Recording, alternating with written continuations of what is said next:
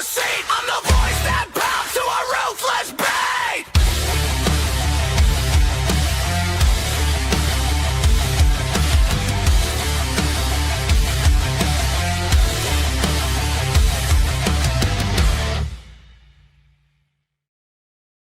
Yes, sir. Yes, sir. It is Sunday night here on Stallion Speaks. I am your boy, the Italian Stallion, here for another Sunday night, baby. Can you feel it in the air? We are 3 weeks away, man. Less than 3 weeks. 3 weeks from tonight, we're going to be talking about how we curb stomp Stanford. And let me give you a quick bet, an easy bet.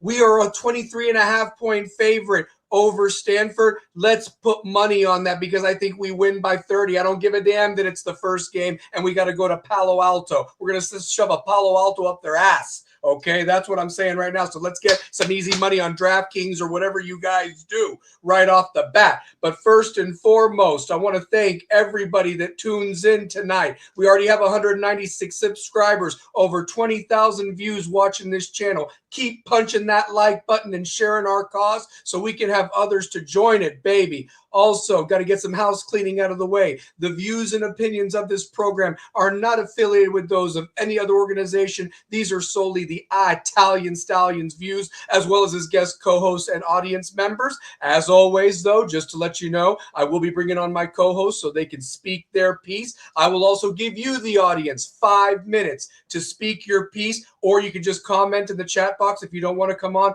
We will get to you guys' comments one at a time in the order that they are listed. Remember to smash that like button and share us. But first and foremost, before we get this hot show started, we got Miami storylines. We're going to talk national championship, what it takes to win this damn thing. We were 45 seconds away with a team that last year at this time, guys, we had a lot of questions, and we can talk about that. But this year, we still have questions, but I think we now know we can do it. It's not this what-if game anymore. It's we were there. We were on the doorstep. And history would tell you we should have won that game if we hadn't screwed around. But that's here nor there. But the truth of the matter is we're going to talk about that. We're going to talk about who the other contenders are. We'll talk about what you guys want to talk about so you can speak your piece. But that being said, I got to bring on my co-host. Let me just tell you this. He is my brother from Louisiana, everybody's favorite Cajun. Got a great show on Friday night. Tune in. I'll let him tell you all about it. And if you're not a subscriber to the U-Talk channel, what are you waiting for, guys? Get on it. I just resubscribed myself just to get on there. They got the different levels. I'm sure he'll explain that to you. But definitely they will have some fire guests. They've had fire guests all along, and it's just going to get better. So definitely show them the love that you show here to the RWAC channel and all our shows. But that being said, let's bring him on with a warm Rebels with a Cause welcome. Stallion Speaks his own Larry Frank Jr. What is up, brother? How you doing? Hey, what's good, my brother? How you doing tonight?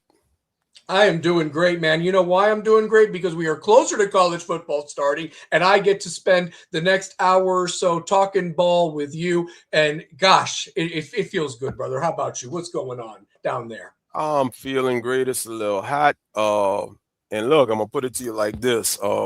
To Miami. If you have any openings, I have some eligibility left. So come see your boy. Come see your boy. You know. No, everything's good, man. Everything's good. Listen, we can do that game too and so forth real quick. I want to bring on my other guy, and I want to just see his lovely face as well. I can only see the top half, and I want to bring him on because he has actually become a full-fledged host on this show. He has earned it. He's been a day one supporter more than anything. And when he's available, he will come on and join. And now he was a true member, a buddy, a brother that I'm proud to call a fellow Kane fan. He's got a great trademark that I'll let him say when he gets on here, but he is welcome here anytime. He's earned that badge to come on here, especially when you're not available. But let's bring him on. He always brings the heat, baby. The one, the only. Give him some love. Chris Kane is in the building. Yes, sir. We got some Canes in this house. Got some Canes in this house. From the womb to the tomb, it's all about the you. You know it. You know it. What's up? What's good, Stallion? Larry Frank was good, man. The Italian Stallion. I Chris love it, Kane, baby. what's up, I baby? What's love it. happening? Hey Yeah. man, chilling, man. Got another legend I'm rocking tonight. We Oof, it's good a on good that. one. The That's a man good of many one. jerseys, man. The man of many jerseys. That's it. That's it. I'm telling you guys. You So, well, already know this. I am so excited. It's Sunday night, guys, and we'll get to it right off the bat and so forth. Let me just get this going, and like I said, I will put the link up there once we have our chance to speak our piece. Let's talk what's going on. Miami storylines after week 2. There's rumors going on that Cam Vaughn is no longer a part of this program. I have not gotten that confirmed yet, but the talk is that his future is very much in doubt right now. We got to wait and see with these things. Also, the Jordan Lyles situation. What I love about the media is they can't wait to jump on up here. Same old Miami, another guy getting arrested. And the thing is that he had to turn himself in as we explain this situation. But realistically, the problem happened on July the 10th. The university and everybody was already aware of it. I'm sure they made him run till he puked, to be honest with you. And there was a reason why he was lined up 4th in those initial running back drills that the media was privy to, with of course Fletcher, Pringle, then Marty Brown working his way from his injury, and why he was 4th, and then followed by Mallory and Humphrey Wheatley and everybody. But the truth of the matter is that he's still a part of this program. The only comment the university says is they will let the legal process go out. There's also been some injury rumors, guys. We can't speculate on who got hurt. We're not there, and they're of course not going to give the enemy any type of news leaks. But the truth of the matter is what we just need to pay attention to is those practice injury things that they have to release by the ACC rule. That's probably the only decent ACC rule has done, is that they have to give it in so much advance notice of who's available, who's doubtful, all that stuff. But that being said, guys, what do you all want to talk about first? Larry Frank, I will go to you first, and then Chris Kane, what's your thoughts on these storylines so far? The Cam Vaughn situation really was a shock to me, because literally I just found out about it when you just told me in the back studio pre-show, and I've been looking to see what I could find real quick. I'm not seeing anything that says he's not in any trouble. I haven't seen it. They're saying that there were some reports of being arrested, but that's false. That's not true. Apparently he's done nothing. It just seems that from what I'm seeing real quick, things are just not working out. So it just may be a situation where he may wind up just not being a part of the team anymore. And if that's the case, hopefully good things, wish him the best, in his endeavors. Sometimes it's good if these types of things comes out the way it comes out now, so that he doesn't get entrenched and maybe get ahead of somebody that can be a contributor. You got Dalen Upshaw, you got Josh Moore, who's looking real good with the receivers. All the talk is on Malachi and Barcade, but the real question is who's going to be that third guy that we can count on. And a lot of people were thinking it would have been Vaughn. A lot of people were putting Jacobs in the mix. Still could be Jacobs. All of that has to play out over the next couple of weeks of camp going into week 1 against Stanford. So as far as that's concerned, we'll sit back and see what happens. But no matter what happens, they'll be okay. Second thing I would have to say, as far as what happened with the Jordan Lyles situation, I saw a lot of the negativity, especially by Florida Gator fans, and of all fan bases. Listen, you Florida Gator fans can't say a damn thing about people getting arrested. You had a whole freaking murderer on your team, and at the end of the day, when it's all said and done, please, people make mistakes. The young man, allegedly, because we got to make sure we say allegedly, fled from the police. Like I said, how many of us didn't flee from the police at some point? The difference is some of us got caught, some of us didn't. And he was one of the ones that didn't get caught. He's young. He's in his 20s, made a young, 20-year-old mistake. Not going to hold it against him. Stallion, Chris, my guess would be a situation like this. He's probably going to look at a 4-game suspension. Like you said, it happened July 10th. So pretty much I'm thinking that they've already started the wheels of discipline in-house, which is why he was down the wheels on the depth chart and all of that. Shouts out to AO, man. And real quick, while we got AO, man, real quick, I got to drop this plug, man. AO is our new co-host on U Talk. If you haven't seen it, he has been dropping things. I've dropped it. Go. AO is going to be on there with us full circle moving forward. So right on cue for AO being in the chat. What's up, bro?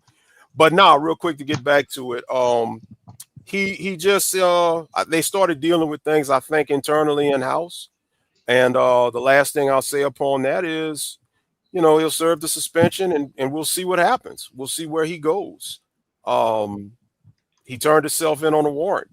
I mean, yeah, it made news. He had to get a mug shot. When you turn yourself in on a warrant, you get processed into the system. You're gonna have a mug shot. Stuff happens. But my understanding is he bonded out. He's back on campus. I mean, he's that the process has to play out. So I'm not too concerned about it, because even with what happened with him, that's why you have a stable of running backs. So he can get his situation taken care of. And while he's getting everything together on the legal side, everybody else can keep the train rolling, and then he can get back in the running back room and he'll be a contributor. I'm pretty sure by late October, November, this will all blow over. He'll be in the rotation doing what he's supposed to do. Yeah.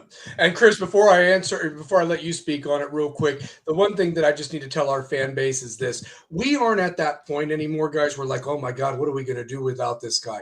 This is why you build and stack chips on chips, okay? We roll with who we got and who's doing the things on the field and off the field. They are kids. They are prone to make mistakes. And I'm no choir boy, but all I'm going to say is that this is an opportunity for the next man up, the Samarian Wingos, the Milan Parises, anybody that Vandravius Jacobs, who is another transfer who we really haven't heard much about. But the thing is there's a reason why this room is as deep as it is. And listen, if you don't want to conform or work your ass off, there's the damn door. We're not kissing anybody's ass where somebody can leave and then come back like the whole Jeff Thomas situation. That will never happen again under Mario's watch, okay? And I promise you that. Rob Rops about that. But Chris Kane and Chatbox, hang with me. We will get you on so everybody get their 5 minutes to speak their piece. But I want to give my co-host the floor real quick. So just everybody chill out back there, but we will get you on, I promise you. So Chris Kane, your thoughts on this news? Also on the bottom, I've got some things that were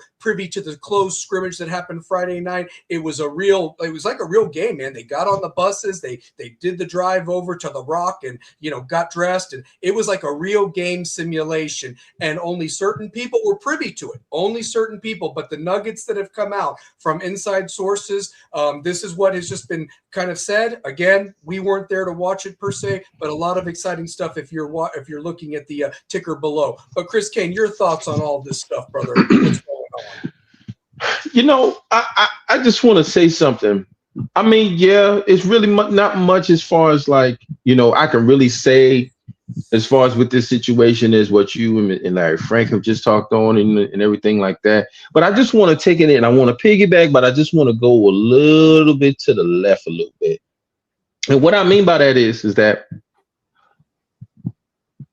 how come every time Miami's in the paper, y'all want to make this the Newport News and put this in the Miami Herald? You want to put this on the New York Post timeline. You want to put it up there, put it on the big bright lights and everything else like that. But yet and still, don't you have somebody that was at Florida State that was a kicker that got sent to jail for assault and battery? Don't you have people that's in the University of Georgia that actually were speed demons that actually were actually doing things that they had no business doing in Athens? Then you have somebody that was also on the team in Alabama that actually sat up there and actually did something to the mother of his children. But everything else just got brushed up under that rug. Wasn't nothing really said much about that. Nothing wasn't really broadcasted about that. It was said, but it wasn't no filler. Now, because it's because it's us. Oh, we go ahead and we always in the news, just another convict, this, that, and the third. Larry Frank, you said it best. Florida ain't got no room to talk about nobody. You had every damn body from first 48 on that motherfucker. And I'm going to tell you something right now. One of the dudes that couldn't handle his goddamn stuff, he went and hung himself out to dry. Okay, and I'm gonna leave it at that as far as that motherfucker. You had them damn dumbass Ponzi damn twins of the bounty scheme moving more dope than Fidel Castro. Okay, okay. So if you really want to talk about something, let's talk about it. Let's talk about it. Let's now also talk about and this is going to stay within a thing like here, because then you have somebody that in the Ohio State fans. Then y'all have something going on with y'all coach. Ooh. Mr. Jim Tressel. Hmm? Did we not have something going on with there? Did we not have something going on with my man? What was his name? Oh God. Oh goodness. Oh God. Urban Meyer? Urban Meyer, Mr. Fake a Heart Attack. Miss Louise, I'm coming home to see you, honey. Him. Whenever the games get big and when everything else like that, now he's sick. Oh, boo hoo. Boo hoo. Huh? Oh, what about the guys that was over there at USC that was over there stealing? Mm-hmm. What about the Michigan Wolverines when they were stealing plays? Oh God, yeah. For their national championship. See, all of these things was brought out in the news, but it was brushed under the rug. But on the flip side to that, ain't nobody talking about the recruit. You forgot the Michigan coach Sharon Moore. Yeah, Coach Sharon Moore who was stealing booty.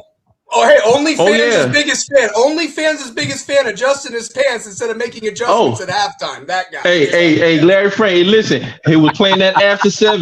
He was playing that after 7 on there. Can't stop now. How I feel. What was you digging on? You digging on me? We digging on weed. He was digging in something. Yeah. No, he was digging it. No, she was digging on their wife. But no, it wasn't his wife. It wasn't his wife. Because that's another episode of Trapped in the Closet. Starring that motherfucker. Yeah. But anywho, it's the whole it's the whole simple fact. Like everything gets broadcasted in the negative when it comes to us, but nothing is being broadcasted in the positive. Prime example: one of our highly recruited, our top recruit, No Cut Nick Levin, was out there giving back to the kids. Mm-hmm. Yes, Yep. and he sealed that game the other night. You saw that? He did. Yes, I did. But I seen the clip of him sealing that game, and I also seen him with a clip of him giving back to the kids. Yeah. Malachi giving back to the kids. Everybody giving it back to these kids and doing all of these things, but that don't even get talked about. Fletcher, everything going on with the bus with Michael Irvin and everything, so his mama could go there to see him play. And because she didn't want to take no plane. Let's not forget about Amir Sears when he committed giving his cap to that young man. Come on, man. So I mean, to your point, there's a lot of positivity going on with current players and future players. So why are we harping on a mistake? A mistake. Look, to your point, to your credit, Chris, Georgia, I think, has more players that got arrested last year than Miami has preseason All ACC hopefuls, and that's a fact. Mm-hmm. So I'm not even worried about it. I mean, listen, the man made a mistake. Let he who is without sin cast the first stone, and guess what? I ain't picking up no rocks and throwing shit at nobody. Right. And Georgia fans can't say nothing no, because don't they got the whole East Wing down there in Athens State Penitentiary some damn well? They got that whole thing full of bulldogs, all in the pen. Florida ain't got no room to talk. Florida State ain't got no room to talk. Y'all had the Heisman crab leg winner and stealer. Huh? How that look in your mugshot? Mr. Publix. Yep, Mr. Publix. So, famous Jameis. So, right. Yeah. So my whole thing, you're right, bro. And I mean, and my thing is this. Listen, he made a mistake. You should be held accountable. It don't matter what uniform you put on. You do the crime, you do the time. There is no favorites here. He made a mistake. I am sure that Mario done got all up in his ass about this whole situation, probably penalized him and did everything else to him so he could learn his lesson. But understand something. It's a lesson that he needed to learn. And I bet you that it won't be one that he'll make again. Now, as far as the thing with Vaughn and all of that kind of stuff, that was something that was causing like more of a, from what I heard, allegedly, it was a cancerous situation. Yeah. As far as him starting crap with the coaches and doing all of this stuff, like, hey, listen, we're in a point where now it's not where, like you said, what we're gonna do. It's all about, all right, well, next man up, wish him the best. Yeah, we're not having that problem now. We're not having that problem now. So I think we just keep it going and move forward. Exactly. I got one more co-host coming on. You can catch his show during the week on this channel. A big game. Kerry Reeves is in the house. How you doing, brother? What is up? I've got Let me tell you something. I got steel covered oven mitts on because the takes are on fire tonight, and you guys could not be so pointed just towards the truth. Let me tell you, Georgia fans got no reason to talk. Florida fans got no reason to talk. LSU got no reason to talk. Even here in Tennessee, they got room to talk. No. Everybody's Notre Dame ain't got room to talk. Please. So many people have been bust over these. And what Chris said about Georgia, no, let's do this simple. It's been the last 4 years they've had more trouble than Miami's had in one. 4. Oh, yeah. Not just one. 4. They have speed. Your former quarterback, Carson Beck, was one of those people. That's true. Right. Just mean that. But everybody's got it. They just focus on you because of the past. Do they give driving tests in Athens anymore? That's what I just want to know. I mean, who's giving these licenses? They put you on a dirt road and see if you could just survive. If you survive on a dirt road, you're good. It's like the damn Dukes of Hazzard in Athens, Georgia. I mean, goodness gracious. Hell, I've been at Georgia football games before. What I've seen, they leave beer, whiskey, and everything outside the gates. They don't confiscate that stuff. They wait for you to come back and get it so you can go back and turn home. I'm telling you, that environment is just But the reason why the U gets punished so much is because of the past. It's a damn shame. It's the past. Yeah. It's the past. And people don't know how to let go of the past. They say, Larry said, those who sin cast the first stone, those who condemned are doomed to repeat it. But it's just because of the past, and they can't get rid of the past. And once you get rid of the past, those guys had nothing to do with what happened in the 80s and the 90s. Nothing to do. This is a completely different thing. And you guys have been just on fire tonight with everything, man. I'm so impressed. I'm so happy. I appreciate it, Kerry. And real quick, to add to your point, I don't think it's just the past. It's definitely the past, but I think it's more the intimidation that they're scared about what's coming with Miami. Like, I think they are too. Right. They know. Anybody with a brain knows that Miami is not a fluke right now. Like, this ain't just one little run to the national championship and then we're going to go back to being 8-4. Miami is back to being a problem. I've always said it on my personal Facebook, and people would always laugh at me when we have a good season. Well, I can say it with confidence. America's nightmare is back. Yep. Yeah.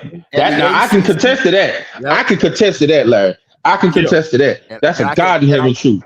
And I can tell you this. The ACC right now, they need Miami to be back because nobody is going to talk about the ACC without Miami. I talk about Miami and ACC. I have 2 questions. Is Miami going to be 12-1 or 13-0 going into the playoff? And the other question I have, who's going to get fired first? Mike Norvell or Bill Belichick? I'm taking all bets right now. I'm taking all Mike Norvell. Right now. I got one right here for you. I think they don't even have a quarterback. Mike Norvell. I told somebody this at the job. Look here. I said, listen, bro, he's a Florida State fan. I said, listen, I already know why you're depressed. I already know why you're tired. But I can tell you right now, it ain't because you working a 12-hour day just as long as I had, because I'm tired too. It ain't because of that. It's because you're a ragged ass, stinking ass, shitty ass Noel fan. That's what the hell is going on with you. Okay, that's what it is. Okay, because I'm gonna tell you something right now, Larry Frank. You know what I'm about. If you know, you know. Larry Frank know what it is. Check this out. Mike Norvell need to take a shit. He looked constipated on the sideline. He just doesn't look. He just does not look ready on game day. He looked like he need to get some Epsom salt and some castor oil or something. Chris, they don't even have a quarterback right now. They can't even decide on who the quarterback's going to be at FSU. That's one of the. Let me put it to you like this: Super Soaker fights and Richard Simmons shit over there, man. That's what's going on over and you know what's even worse? Not to get off of Florida State, because I'm gonna get back on their stupid ass in a minute. But it's not even that. It's just a simple fact. Alabama don't even got a damn coach. Got a damn quarterback that they ain't know anything. So how the hell you gonna sit up here talking about all this garbage? Talking about, we're going back to the land. We're going to go back, and my Crimson Tide is going to right every wrong that we going to have, and we're going to go back to the promised land. We went against Indiana, and we fell short. No, you ain't just fall short. No, midgets are short. No, midgets are short. You got your ass wet. Yeah. Yeah. You tripped, stumbled, and fell on every branch of the ass whooping tree. That's what happened. Yep, the guy who whipped your ass is playing for the Raiders right now, and he looked pretty damn good in this first preseason game Saturday night. Now, granted, it might have been in the second string and third string, but he still looked pretty good. I still hate him. Devin will be happy. I can't stand his stinking ass. I can't stand still hate him. So. I know, right? Yeah. I still hate him. Raiders, I will forever hate Fernando Mendoza. No disrespect to him personally. That's Wednesday. I'm going to talk about the quarterback battles. Tennessee is the least publicized, and actually Tennessee's in more good shape than the other three schools to talk about. Florida hasn't figured out who their quarterback is going to be. That's a Florida dumpster State fire hasn't figured out who their quarterback is. Surprise. And North Carolina, they got all these players, and Bill Belichick, you don't know if he's going to be around or not. I mean, this is ridiculous. It's a carousel, man. It's crazy. Is ridiculous. That's a clown show over there. So you got that honestly. So yeah. I mean, honestly, it's something. It's something. I mean, what I did want to do though, real quick, before we move on in the chat, is just hopping, man. I mean, Anthony, Obi-Wan Kane. I saw Giovanni Foster. I saw Antonio Abner. Thank you guys. Hang tight. I'm about to put the link up there. Now remember, just so everybody can speak their piece, we got to limit it to 5 minutes tonight, but we will talk about a lot of things tonight. The other thing I want to get to very quickly, what does it take to win a national championship?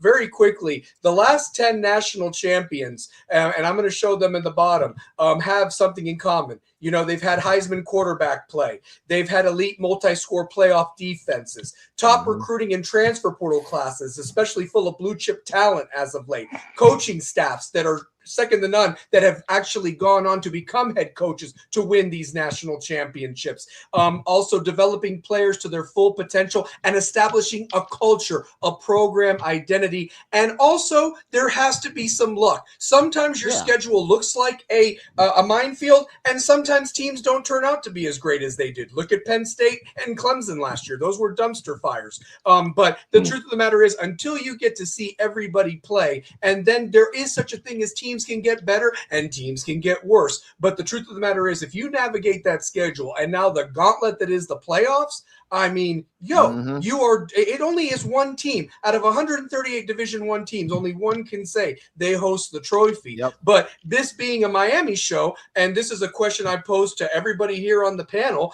as well as the chat box, and I am going to put that link up there and go in the order that they come in. Does Miami have the pieces to have those things? Because you have to have that to win this damn national championship. I'll go for Larry, go first, and then Chris, and then Kerry, and then we'll get the chat box or we'll get to the guests on. Go ahead. So Miami has it because certainly they have the coaching staff. Like I said, Mario had his early struggles when he first got to Miami with X's and O's type situations, but he seems to have corrected that. The SMU game, I think, really showed the correction on that, hence the final 4 games and the subsequent run to the playoffs and to the national championship, thus ending 41 yards short on a Carson Beck bad decision. So I think, if you look at him overall, if you look at his assistants, like I said, Corey Heatherman comes in from Minnesota, first year DC at Miami, lights out. And a lot of people are telling me, how do we know we don't have a Lance Guidry part 2? Because Corey Heatherman, you can actually see when you had with Lance Guidry, you had Cam Kinchins, you had James Williams, you had upperclassmen that already had football IQ that was kind of free winging it back there.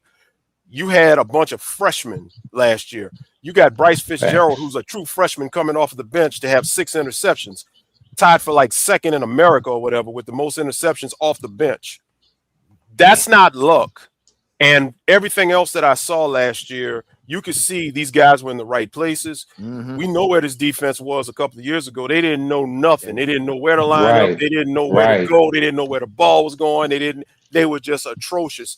And I have every bit of confidence in the world that Corey Heatherman, that is going to anchor and lead that defense of mostly returning guys. Everybody thinks because we lost Bain and Mesidor that we're about to fall off, and Keontae Scott and Jacoby Thomas were about to fall off. No. I got news for you. You're reloading. Miami's about to be more dangerous maybe because guess what? Damon Wilson comes in, and I said it on U Talk. I'm gonna say it here. And I'm gonna keep saying it. Damon Wilson to me will replace Akeem Mesidor tip for tap. Now Ruben Bain, you will not replace a Ruben Bain, but that's okay because what you lost in Ruben Bain, you're gonna gain with the rest of the defensive line on the interior plus Wilson on the outside. So we're okay with that. Then let me flip over to the offensive side of the ball. Shannon Dawson. Yeah, I don't like him. I have issues with him. Old Dimples. But old Dimples. Like I said, on the ass cheeks. The pride of Denham Springs, Louisiana, piece of shit. But at the end of the day, I'm gonna say it like it is. I'm gonna just say it like it is. What the hell is the Denham Springs, Louisiana? Where the hell is Denham Springs? Denham Springs is like 3 miles, 5 miles east of Baton Rouge. It's a small suburb of Baton Rouge, and it's a bunch of country hicks and shit like that down there. It's just terrible. It's just terrible. But I'll say this. When it comes down to having a quarterback that you have to be able to dial up passing plays, a la last year with Carson Beck, that's where I think he had his hands tied because he couldn't dial up what he needed to dial up because Carson Beck was not, I think, the guy for the job. Carson Beck benefited from having a good cast around him. Yes. But with Mensa coming in, and Mensa, as Stallion said earlier, Mensa is more elusive. He's got more agility. He can run around more than Cam Ward. And like I said, he can kind of call his own number. This is where I think Dawson has a lot more plays. If you look at what Dawson has done historically when he was at West Virginia, when he was at Houston, remember he was with Pat White at West Virginia and all of that.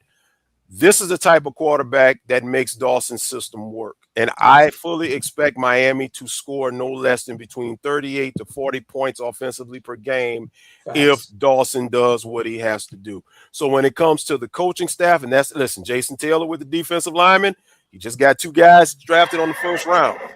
You got Armando Blunt. Blunt is coming in here. Blunt is perceived to be a top 15 projected pick in next year's draft. Well, he doesn't have coming up. And then you have all these young linemen in the next couple of years. So Jason Taylor is going to be a valuable asset. Shouts out to former Miami Hurricane Damian Lewis. He's also doing his job with the defensive line. So my guy, Mr. Nicholas with the linebackers, they look better. Kevin Beard, 2001 national championship receiver. He's the receivers coach. The receivers are looking good.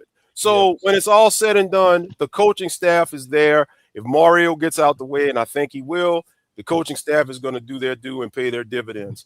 Next factor why I think the schedule. The schedule is a workable schedule. Yes, November 7th, Notre Dame is going to be a challenge, but I'm not worried. Why am I not worried? Because if Miami can go into Kyle Field in a hostile environment in front of 100 and some thousand people and take out a team from the mighty SEC, why in the world can't we go up there to the Plains up there and beat touchdown Jesus? I ain't worried about that game right there at all. I think Miami's going to go in there. Notre Dame has the home field advantage, but I think Miami is going to stun them and all of that. Next thing, you have to have luck. Listen, Miami had luck in its run to the national championship. Because guess what? When Malachi Tony fumbled that ball, it was looking very glum against Texas A&M. He was crying on the sidelines. He was crying. He was hurt. What happened with the shoestring tackle when he was running to the end zone on the punt return? He should have scored. Everything just kind of went against Miami, but what happened? Fletcher broke that run. Malachi made up for the fumble, got in the end zone, and it just so happened that we had a little bit of luck that Texas A&M's kicker was just as bad as Miami's kicker, and they couldn't get no offense either when it was all said and done. And then against Ohio State, Miami had some luck there. And then against Ole Miss, Miami had some luck there. The problem was Miami's luck ran out in the national championship. At the worst time, 45 seconds. Worst time. We needed 45 seconds. That's all we need. I mean, it's ironic that was my number. And Larry, I got eligibility too, just in case they need a guy on special teams. Call us up, man. Call us up. Because I tell you what, I promise you, you put me in there on that punt safe formation, I don't give up that goddamn block. I'm not giving up a punt block in the end zone. I'm not giving up that shit. I'm not giving up that shit. So long story short, and I'm gonna land my plane on this. Miami, in my opinion, and I know there's going to be some biasness, obviously, because I'm a diehard Miami Hurricane fan, but looking at this as objectively as I can, the only thing that can screw this championship run up is Miami. Nobody is going to beat Yes, Lord. Miami but Miami. Case point, the 3 losses Miami had last year, Miami beat themselves in all 3 of those games last year. Correct. Because if Carson Beck did not try to throw in the double coverage where Jabari Sharp was playing up top, if he catches Malley on the underneath drag, that drive continues, and dare I say Miami goes and they finish the game just like he did against Ole Miss. The interceptions against SMU, the bad game against Louisville. Miami's 3 losses were caused by Miami, not by their opponents. Correct. That's correct. Yep. No, they're good. All solid points. Chris, quick thoughts on that before I go to Carrie, and then I get the chat, the audience who's been waiting patiently to speak their piece. Yeah, I'm gonna just tell you like this. Like Larry Frank, you hit the nail on the head excellently, but I'm gonna tell you right now. See, the thing is that with me, I gotta push back on that Notre Dame a little bit, and it's not the kind of pushback that you think I'm gonna say, because you know I come with a twist now. You know I come with a twist. Now I agree with you. You talking about they are the football Jesus up there in Indiana where they at? No, they are the college football whores. That is the only pushback that I got with them, because they jump from conference to conference to conference whenever the hell they need to have it. But that's the only pushback that I got from you, Chris Kane. You ain't gonna tell me. You ain't gonna tell me them boys up there. You ain't gonna tell me that's college football Bathsheba. It is. Ooh, yes, it is. Bathsheba was a hoe. Yo, man, I'm gonna tell you like this, and those for the old school that's out there, they know this song right here. They're HOEs. Yes, they are. Yes, they are. Larry Frank looking the way he looking because he know I'm telling the goddamn truth. He know what that song is. They fuck all of college football up too. No matter what they got to do, they do everything. They do everything they got to do in order to get to where they need to go. Prime example, they screwed us out of the ACC championship in 2020, but don't nobody remember that shit, right? No, they don't. Don't nobody remember that shit. And I don't know how many pairs of pink panties you have to wear to actually cry your asses, sit out of a bowl game and say, well, let me just tell you this, next year, we better be, if we're in the top 12, we deserve to be in. I've never seen such little bitches I've ever seen. Stallion, you know what they just did? Man. That's Notre Dame, man. Yeah. Mr. Carey, Mr. Larry Frank, Mr. Stallion, do you realize what the hell has just happened? Do you realize that Notre Dame has actually had a temper tantrum and actually said pretty much, well, no matter what our record is, we should be in no matter what. You just had a college you just had a college football bitch fit. Yep. Just so you can get your I've ever seen in my life. Just so you can get your nasty, scrawny, hoish asses up in the damn college football playoffs. And for what? Okay, but needless to say, it is what it is with them. We already know they're the whores of college football anyway. So fuck them. Okay. As far as Miami goes, Larry Frank, you nailed it on the head. The only ones that can mess with Miami is Miami. The only ones that can mess this up is Miami. You made a good point. 3 games they lost are the 3 games that they had within themselves. You know that you weren't supposed to do nothing like that because you had CJ Daniels and you had Malley both wide open, one for 15 yards, one for 25 yards. So what the fuck is you doing, Carson Beck? You got them big ass eyes on the side of your head looking like that little squirrel shit from the damn Ice Age. You mean to tell me you ain't seen them motherfuckers over there wide the fuck open? You mean to tell me you ain't seen them motherfuckers wide the fuck open? Everybody in here can see them motherfuckers wide the fuck open. You mean to tell me your goofy ass, if Stevie Wonder could see it, Ray Charles and everybody else see these motherfuckers wide open? But no, you sitting up there, you don't do your counts or anything else like that. As far as Dawson, okay? as far as him, and as far as him, look at his play calling and look at the quarterbacks that he's had. He had TVD, correct? Yep. He had TVD. He had Cam Ward. You had Carson Beck. You got Mensah. When you had TVD, it was you couldn't breathe. You couldn't let out too much. And this is after Red Lashley had TVD as a possible Heisman candidate. Exactly. But his play calling doesn't fit TVD's needs, right? So that's why everything was so you got to hold your breath. When it was Cam Ward, it was okay, now I can open this book up. Now I can do this. Carson Beck was more like Not as much as TVD, but we can breathe a little bit. We can do a little bit. But now you got Mensa. It's like, oh, thank God. Whew, you know what it's like? It's just like when that woman go home and take that bra off when she first get home. They got that kind of relief right now. What you got with Mensa? You know what I'm saying? Some men too. Damn it. Some men too. Hell, I don't give a damn. But shit. But that's what you have now. He does his reads. They're saying that he's more like Cam Ward, but he's better.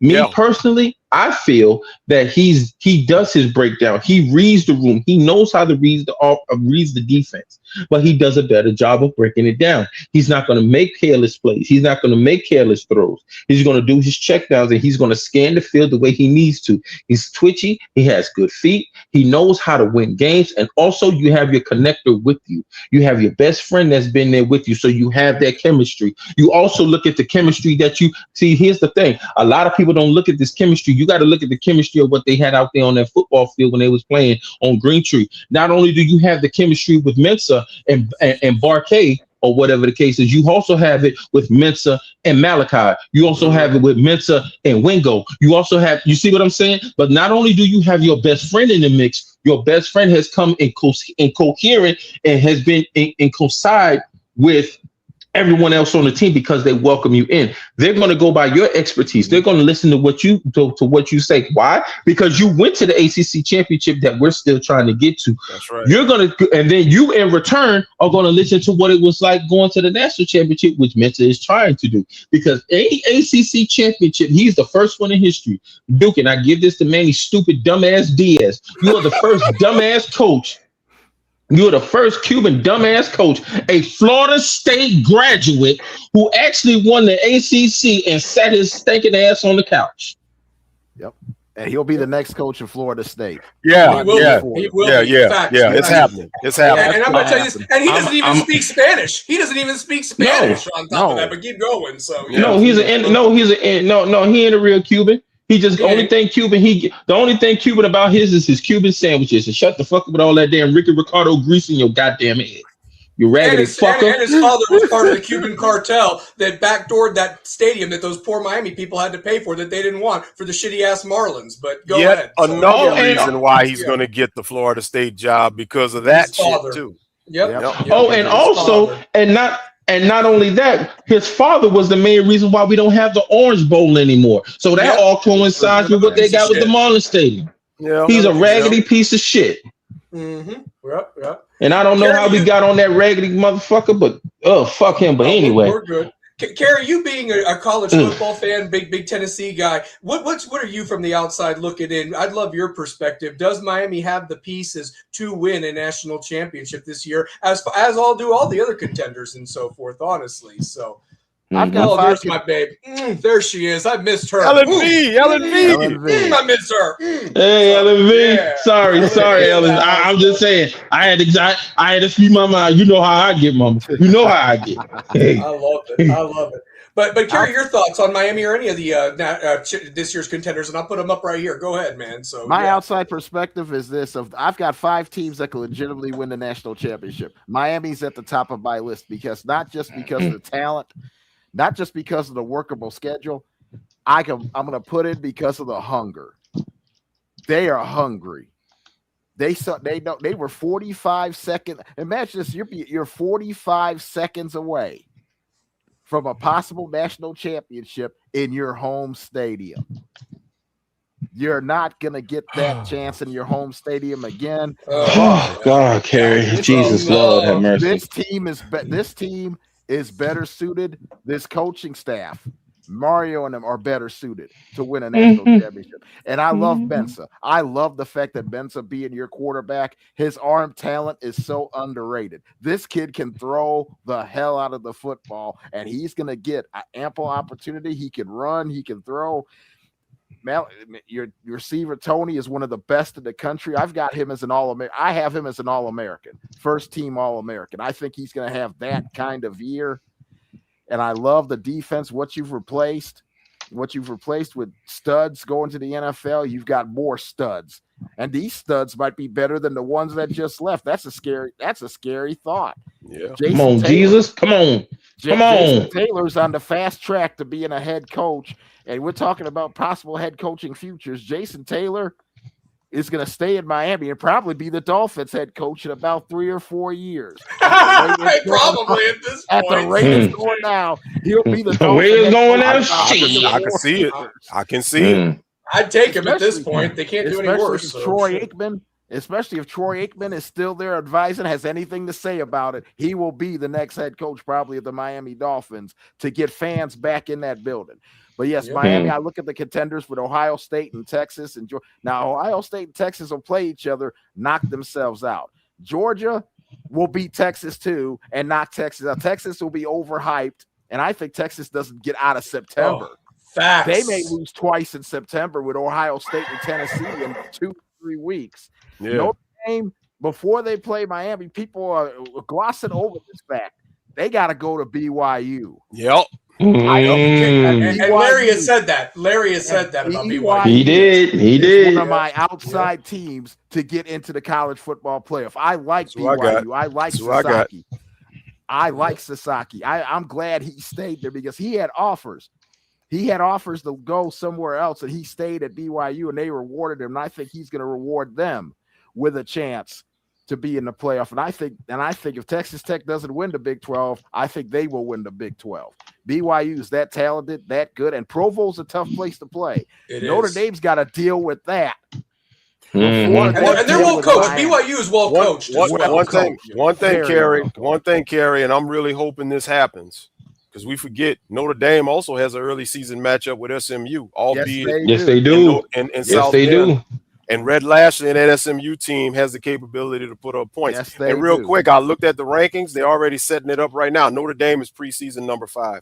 I'm not They already surprised. They already I'm not got it set surprised. to where they're right there in the mix. Yep. They're gonna screw. They're gonna screw people out of the dag. Let me tell you something. They're gonna screw people like how they did last year. Okay, they're gonna screw people like how they did last year just to get them fuckers in. Because ain't no way in the hell you lose to us and you lose at home and you're still ranked number 24 and you're still in the top 25 Yes, as an 0-2 opponent. And impossible. ain't no way in the hell because you could be 1-1 and your ass would be number 30. You'll Yeah, be that's unranked. That's facts. So they're playing favor. They were playing favorites ever since then, but they knew for a fact that if they did not put us in, and they put Notre Dame over us, all hell would have broke loose. All hell would have broke Oh, loose. yeah, They know that. yeah, They for know sure, that. for They know sure. that. Yeah. They know that. And they knew that. They knew that. Yep, for sure. Now, what we got to do, though, it's a fluke, is this, that, and the third. What we got to do now, we got to beat their ass in their house. Not beat them like how, and I'm not talking about beat them like how we beat them last year because we only beat them by 3 points.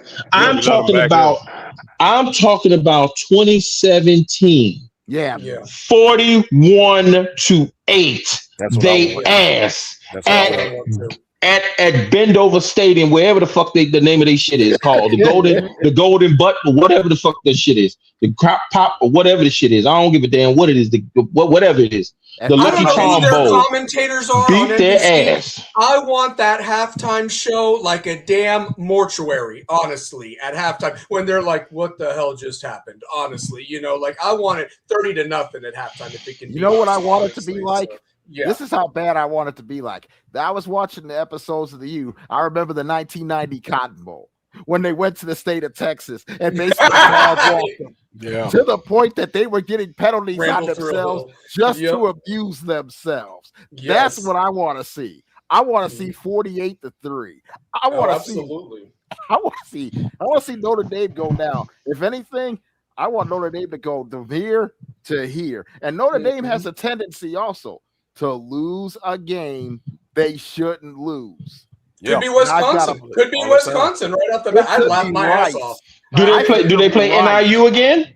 Do they play don't NIU again? No, they play No. Wisconsin this year, and that Open up Luke with Fickle Wisconsin. idiot up there. So yeah. Yeah. They have a on the hot very seat. easy And it's in schedule. Lambeau Field. It's in Lambeau Yeah. Field. It's supposed to be like a neutral game in God. Lambeau. That ain't no Yeah. damn neutral. That ain't neutral. Yeah, so That ain't no damn neutral just because it's in Green Bay, Wisconsin. That don't mean nothing. It don't be The shit. day of the Notre The Dame game, November the 7th. That's a huge day in college football because Yes, that it same is. day you got Alabama and LSU that day. Ohio I State, want to say Oregon. that's what Oregon, Ohio State that Yep. day. And I think Ole Miss has a big game that day too. I can't remember who they play. I thought I saw I'd have them. to look that. Kerry, can you look that up real quick, because I know got Jay September 20. backstage who's been waiting patiently, No and I got problem. the link up there if anybody wants to come on. And remember, we're going to limit this to 5 minutes because I got people waiting. But I will give you your full 5 minutes. The clock will stop if you have a question. But I want you, Jay, if you're ready to go, buddy. Welcome to Stallion Speaks, brother. I want you to speak your piece, brother. You are on the clock, whatever you want to talk about, brother. Welcome to the show. Yes, sir. What's going on, fellas? Salute to the panel. Good night. Hope everybody's good. You know what I'm saying? Hey, yo. We're Yes, doing sir. great. Listen, ain't nobody talking about Mensa might come back for a second year. It could be. Could be. Mhm. I mean, Ooh. If Mensa doesn't get a round, like, you know, a first round grade, and he comes back, we got no cut hair Nick coming in. Who's to say he don't see the talent? Because I'm listen. Mario is backing up that dump truck next recruiting class. He's What? bringing in a whole bunch of recruits and 5-stars, bro. So And if he ain't Mensa bullshitting. if Mensa doesn't get the grade that he wants, he might come back.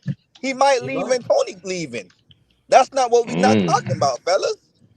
Mhm. And a second year in Shannon Dawson offense. Come on, fellas. What we talking about? Yeah. You know what I'm saying? And another thing, it's gonna be hard to keep Javion Mallory off that field, fellas. I'm gonna keep it a Yes. buck, though. Facts. I'm just gonna say it right now. I mean, Jordan Lau, I love you. I hope you get through what you're going through. But if Mallory get on that field and crack for 60 yards, it might just be a wrap. It's gonna be hard to see that field again. I'm just gonna keep it a buck. I'm just gonna be real. And I don't know who they've been comparing Javion Mallory to very much like Frank Gore with the vision Frank that Gore, he has. yes. By the way, yes, they've been I saying that. Yeah, boy. I watched Javion Mallory play before he got into that car accident his senior year. I'm not gonna lie, y'all. He's a mixture, like he's hard to tackle. Like he wants that contact and he got soft hands. Soft hands. You get what I'm saying? He a big boy. He's 6 feet. He's legit 6 feet. You get what I'm saying? And he blocks. And you know how Mario feel about a running back who could block. Yeah. You know what I'm That's true. saying? He love him. He love him.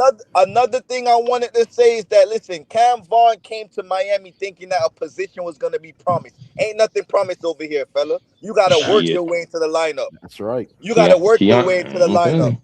Ain't nothing promised when you come to Miami. You know that. You Yep. know that.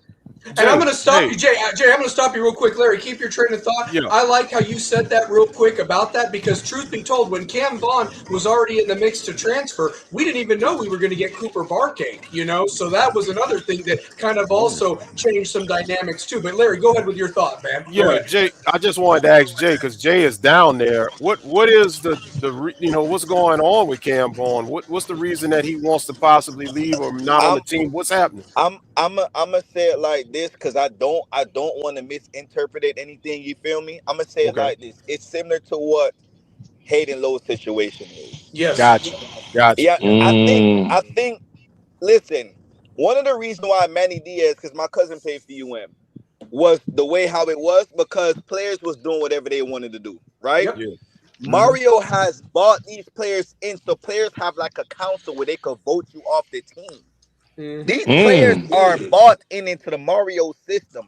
I'm not saying they vote him Cam Vaughn off the team. What I'm saying is Mario's not putting up with no bullshit, bro. Nope. Yep. Right. He knows he got talent on that bench. Listen, you want to act a fool? Bye. I got Samorian Wingo on the bench. I got Milan Paris on the bench, and I got 3 more recruits coming in next year, bro. If you want to act a fool, Yes. we don't need you. We don't need you. It's a standard here in Miami. Remember when Manny Diaz was here, we never had a standard, fellas. Damn sure We didn't. never had no standard. We never had no rules and regulation. Mario's not standing for this shit. Remember, he gave Jacoby George multiple chances. He's not doing that shit no more. Nope. Right. He's not doing that. This is clear cut. I don't give, just like Jatavius Wyman. You see what happened with Jatavius Wyman? He's gone. Yeah. That freshman DB, he's gone. Yep. Come get your damn We kids. We don't care about stars. Hayden Lowe was a 5-star, the number 2nd DN ranked out of California. We don't give a fuck about that shit, bro. You act a fool, you out of here. I could get another body. I could get another body. Facts. Right. You know That's what I'm gonna act saying? right. Exact. Come on, guys. It's competition all across the board in every position. Max Buchanan was promised a spot in the spring. Now you got Ben Cogden taking his London is rep. coming on, boy. That's what I'm saying. You cannot slip up. Your position is gone. This is for anybody across the board. And by the way, Anybody. and you still got 2 minutes, Jay. I just want you to know, but real quick, on the bottom is projected right now as the starting lineup. I mean, they look like they're going to do Congdon and what's his name, Cantwell. So they could be starting 2 behemoth true freshmen at 6'8" because they're kicking so much ass. Right? Crazy. And you know what's the crazy thing about that? Damn. Fellas? You want to know what's the beautiful thing about starting those? They're starting them next to veteran guys. Mm-hmm. Right? Tell me the running game is not going to be dangerous this year. Oh, absolutely. Absolutely. I personally think, this is just my opinion, I personally think our running game is going to be better than our passing game. That's just my opinion. It might be. It might be. When teams bite down to stop Fletcher, I'm finna go over top with Malachi Tony. I might hit you in the slot and go deep with Barkey. You know what I'm saying? Yep. But I love Mensah. I want Mensah to come back because of the talent what's coming in. But guys, I'm gonna be real. This is the best secondary Mario ever had, bro. Let's talk about it. The best secondary Mario. To me, the best secondary Mario ever had, bro. And if I had it my way, I want to play LSU in the first round of the playoffs. I want to play LSU in the first round of the playoffs. I love that. I'm tired of Lane fucking In Baton Rouge? Please, I want to play LSU. I want all that shit Lane keeping me talking. If you a receiver, you shouldn't go to Miami. If you an O-line, you go to. I want to shut that shit in the. I want LSU first round of the playoff, bro. I know we gonna beat Notre Dame. Notre Dame 2 5-star receivers came from Ohio State, which was Graham and Quincy Porter Jr., and they would sit behind Jeremiah Smith and Brandon Ennis. They didn't do shit. So I ain't worrying about them November 7th. I want to play LSU first round of the playoff, fellas. I don't see LSU getting there. I don't see them getting there. I love it. I'd love to see it. It will be a dream matchup. I want that smoke. I don't see them getting there. Yeah. I don't see them getting there. Yeah, I think Lane is certainly putting a lot of pressure on them. They better get there because Lane don't shut his goddamn mouth. And that's why they're. But Larry Frank, let me ask you a question. When has he ever shut his damn mouth? Exactly. When has he ever done it? He's never shut his mouth. He never shut his mouth. I'm gonna say this, and then I'm gonna go because I want everybody else up to come and. I appreciate you, brother. You're always welcome. Yeah, man. Texas is an overrated team. Hell yeah. Yeah. Manning is an overrated quarterback. They could be 2-2 after September. Archie Manning. Arch Manning. What should I tell you? He's gonna throw a lot of interceptions this year. What should I tell you, bro? What should I tell you? It could be over before it starts against Ohio State, right there in Austin, 7:30 that second weekend. So, yep. Guys, I appreciate it. I'm always tagged in. I hope you guys are going to do like post games after when the season starts. I love if you guys could do a post game show or a pre game show together. I'm always tapped into you talk. I'm always tapped into Stallion Speaks. I appreciate it, man. You guys have a good night. Stay blessed up. And remember, September 4th, Stanford is on the clock, fellas. Damn right they are. Take Miami. That's easy money right there. 23.5. I'm on it already, baby. That's I'm already money. on it. That's so. easy money. Hey, Larry Frank, that November 7th you're talking about, you got Alabama and LSU, and the big one is Georgia at Ole Miss. The last time Georgia stepped into the state of Mississippi, Lane Kiffin dog walked them, if you remember correctly. That's so true. now let's see what happens. But Lane's got a lot of pressure on him. Lane could have 3 losses by the time November comes around. Oh yeah. He could have 3 losses. He could be out of the playoff. I mean, if Clemson, Larry has even said that Clemson winning that LSU game right off the bat, that helps Miami because that keeps Clemson in the top 25. Because, we were looking at the schedule last week that right now there's only 2 ranked teams on Miami's schedule. That's Clemson and Notre Dame, obviously, both road games. But, maybe Pitt might have a better season, or one of the other teams, maybe James Franklin catches lightning in a bottle for Virginia Tech, and they might be in the lower 20s by the time we play them. But I'm just saying right now you need your schedule to show, and you want it to challenge you. You do. I mean, it is what it is. I mean, we all can't be Indiana that has scheduled 3 Little Sisters of the Poor through 2031. But I guess Cincinnati likes banging those women and drinking those guys' brandy on the way out after he's done banging their women. And that and that game is also big for Dabo. It is. You lose that game to LSU. Yeah. People are going to start looking at all that shit you were talking is for nothing either. And people are going to start looking at you, Gordon. Have you been at Clemson too long? That's the first question that's going to come. To piggyback off of what you're saying, Kerry, if in Dabo's case, you lose that LSU game, then you turn around and lose that Miami game. Yep. And I believe, I don't know, but don't they have Florida State on their schedule? Yes, I think they always have Florida State. That's one of their every year. Okay. At Florida State, that's their rival. Yeah. Okay, so you definitely better win that game. But either which way, they lose the LSU game and the Miami game.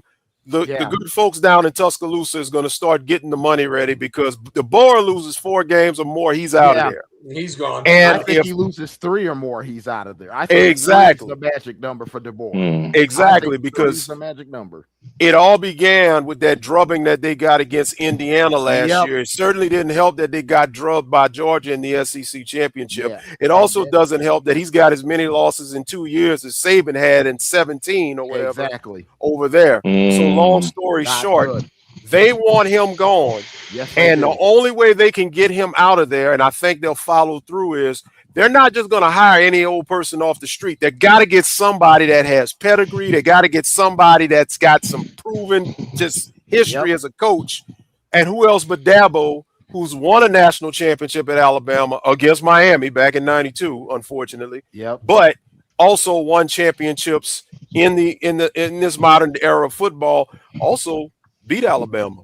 Against Saban, 2-2. So he's also, it hasn't been the same for him since LSU whooped him 5 years ago. They've been down. They've been on a downhill slide. They haven't won a bowl game in 6 years. So they've been on a downhill slide. So Dabo would be. This is a big.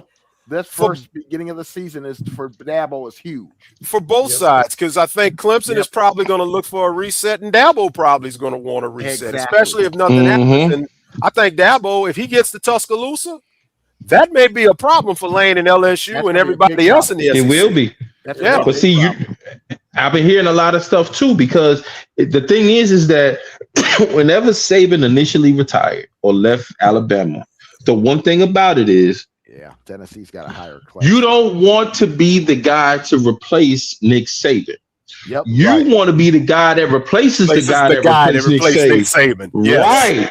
That's who you want to be. And every single person has talked about Dabo. Why? Because he went there, played there. So he knows what it is. So let's go by that logic. That's true. And they got a bigger bag than Clemson. Yeah, they got a much bigger bag. I was younger. I was a teenager, but I'm trying to remember. Gene Stallings in the early 90s. Yes. Okay. DeBose replaced him. Okay. Mike DeBose. When did Shula come in? He came in after. Well, actually, it was a whirlwind of things. You had Mike Price and his strip club thing from Washington State. Then you had Dennis Franchione from TCU. That was a joke. But then they brought in Shula. And then Shula, his mistake was playing pro throw and that horrible leg injury that year. They had a decent year going in 2005. And then they got rid of him. And then Saban came in 07, I think it was. Seven. It was 7. Yeah, so Shula was by 06. Yeah. And Shula hire, they hired the wrong man because Mike Shula, he may have been a quarterback at Alabama, but he wasn't an Alabama guy. And he wasn't his dad. He wasn't his dad either. Sylvester Croom, to this day, should have been hired in front of him to be the head coach. Facts. I don't think Nick Saban shows up if Sylvester Croon gets hired. A lot of things got Nick Saban to Alabama. That Shula hiring, Drew Brees failing a physical, Yes. which would have put him in Miami. Nick With the Saban would have Dolphins. never left Miami because that's the true. guy he wanted to be his quarterback. There were a lot of factors and Rich Rodriguez, let's remember, he also turned down Alabama to allow Nick Saban to come to Tuscaloosa. So, and another, A lot go of ahead. factors. real quick. So, And there's another thing too. Yeah, go ahead. so the reason why I was asking that, and that's to kind of go back to what Chris said about you don't want to be the guy that replaces Saban. You want to be the guy that replaces the guy that replaced Saban. Exactly. They have to get it right, because if they don't get this next coaching hire right, go back to when Gene Stallings was at Alabama, when they had, some continuity. Look at all of the things that happened after he left before they got it right. It took them damn near 20 years, just about. Mhm. So Just about. Alabama's not going to want to go 20 years, especially with Kirby Smart running things in Georgia. If Lane can find a way to start running things in Baton Rouge, Facts. they're going to have to get it right, because you don't want to fall too far behind the 8 ball, because at least with Gene Stallings, before they got it right with Saban after 4 or 5 head coaches, there was no NIL. You got NIL now. Yep. And I'll go even farther back. When Bear Bryant died, they had 2 guys, Ray Perkins, Bill Curry. Neither one of them could get the job done. Gene Stallings was the guy after the guy after the guy, and Gene Stallings won a national championship. See? Yep. That's You it. never That's want it. to replace the legend. Pat Summitt here in Tennessee, they're still trying to replace her. Bill Yep. Belichick, Gerard Mayo was not the guy, but Mike Vrabel is the guy after the guy. Belichick. And if he hadn't been screwing around with the reporter, they might have been more prepared for the Super Bowl instead of looking like ass. That's a separate. I got a separate show on that. I could have a separate show on this offseason with the Patriots alone. That's So there's a lot of adjusting pants and OnlyFans people instead of actually coaching and everything like that. There's talk that he may have Sherrod Moore to his staff. There's talk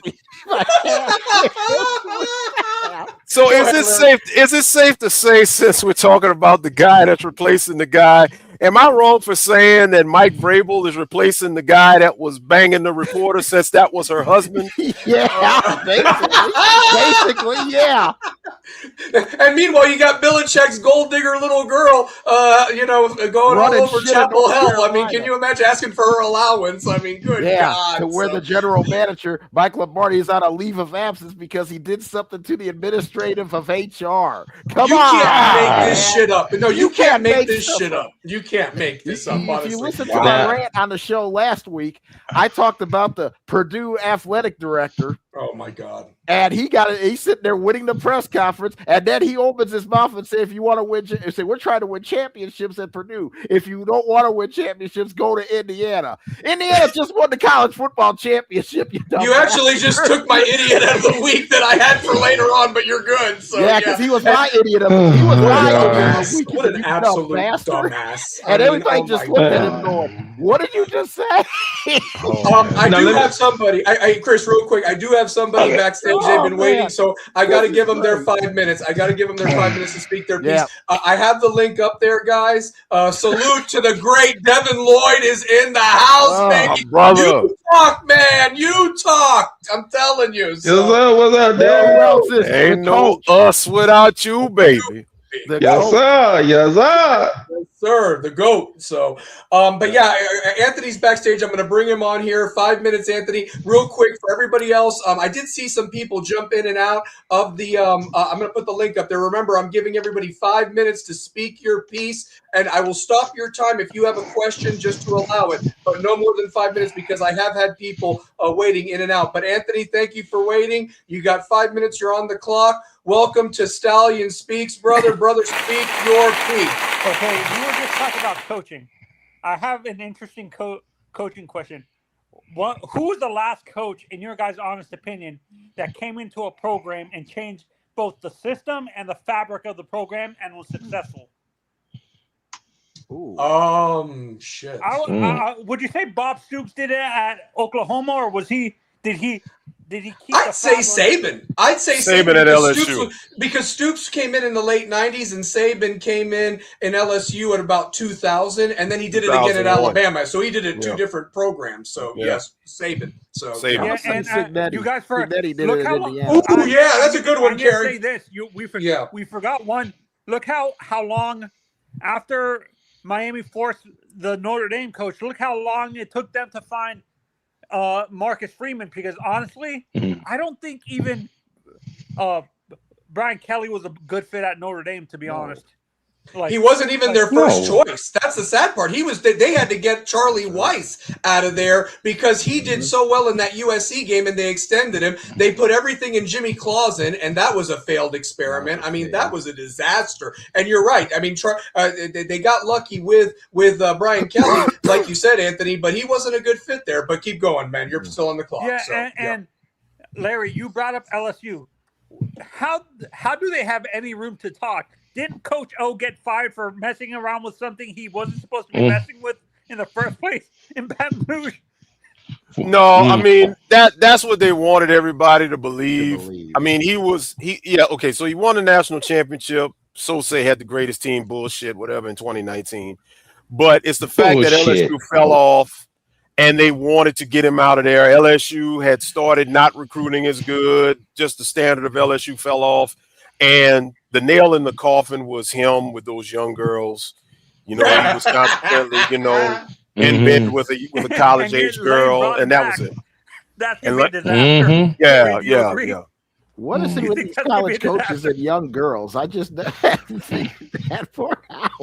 All I know is he was trying to put some of that spicy etouffee in that bouillon on his ass. You know what I mean? Yeah, I'm gonna say this. FSU has no. Give it to me, baby. Oh yeah, baby. With the amount of coaches we've had, I love that thing there, boy. That history with Bowden, Jimbo, and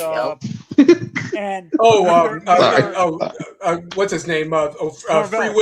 Free Willy too. Don't forget about Free Willy shoes and his backpack. Okay, he was there for a minute. What I'm gonna say is, like, they don't have any right. Look how they treated Bobby Bowden after 30 years of him bringing in multiple ACC championships, and I think 2 national championships. Was it 1 or 2? 2. 2. 93 and 99. Good job. Yeah, and to me, that's more disrespectful than just firing a coach after like a year, because like it took them a while to find a replacement. How long did it take them to find Jimbo?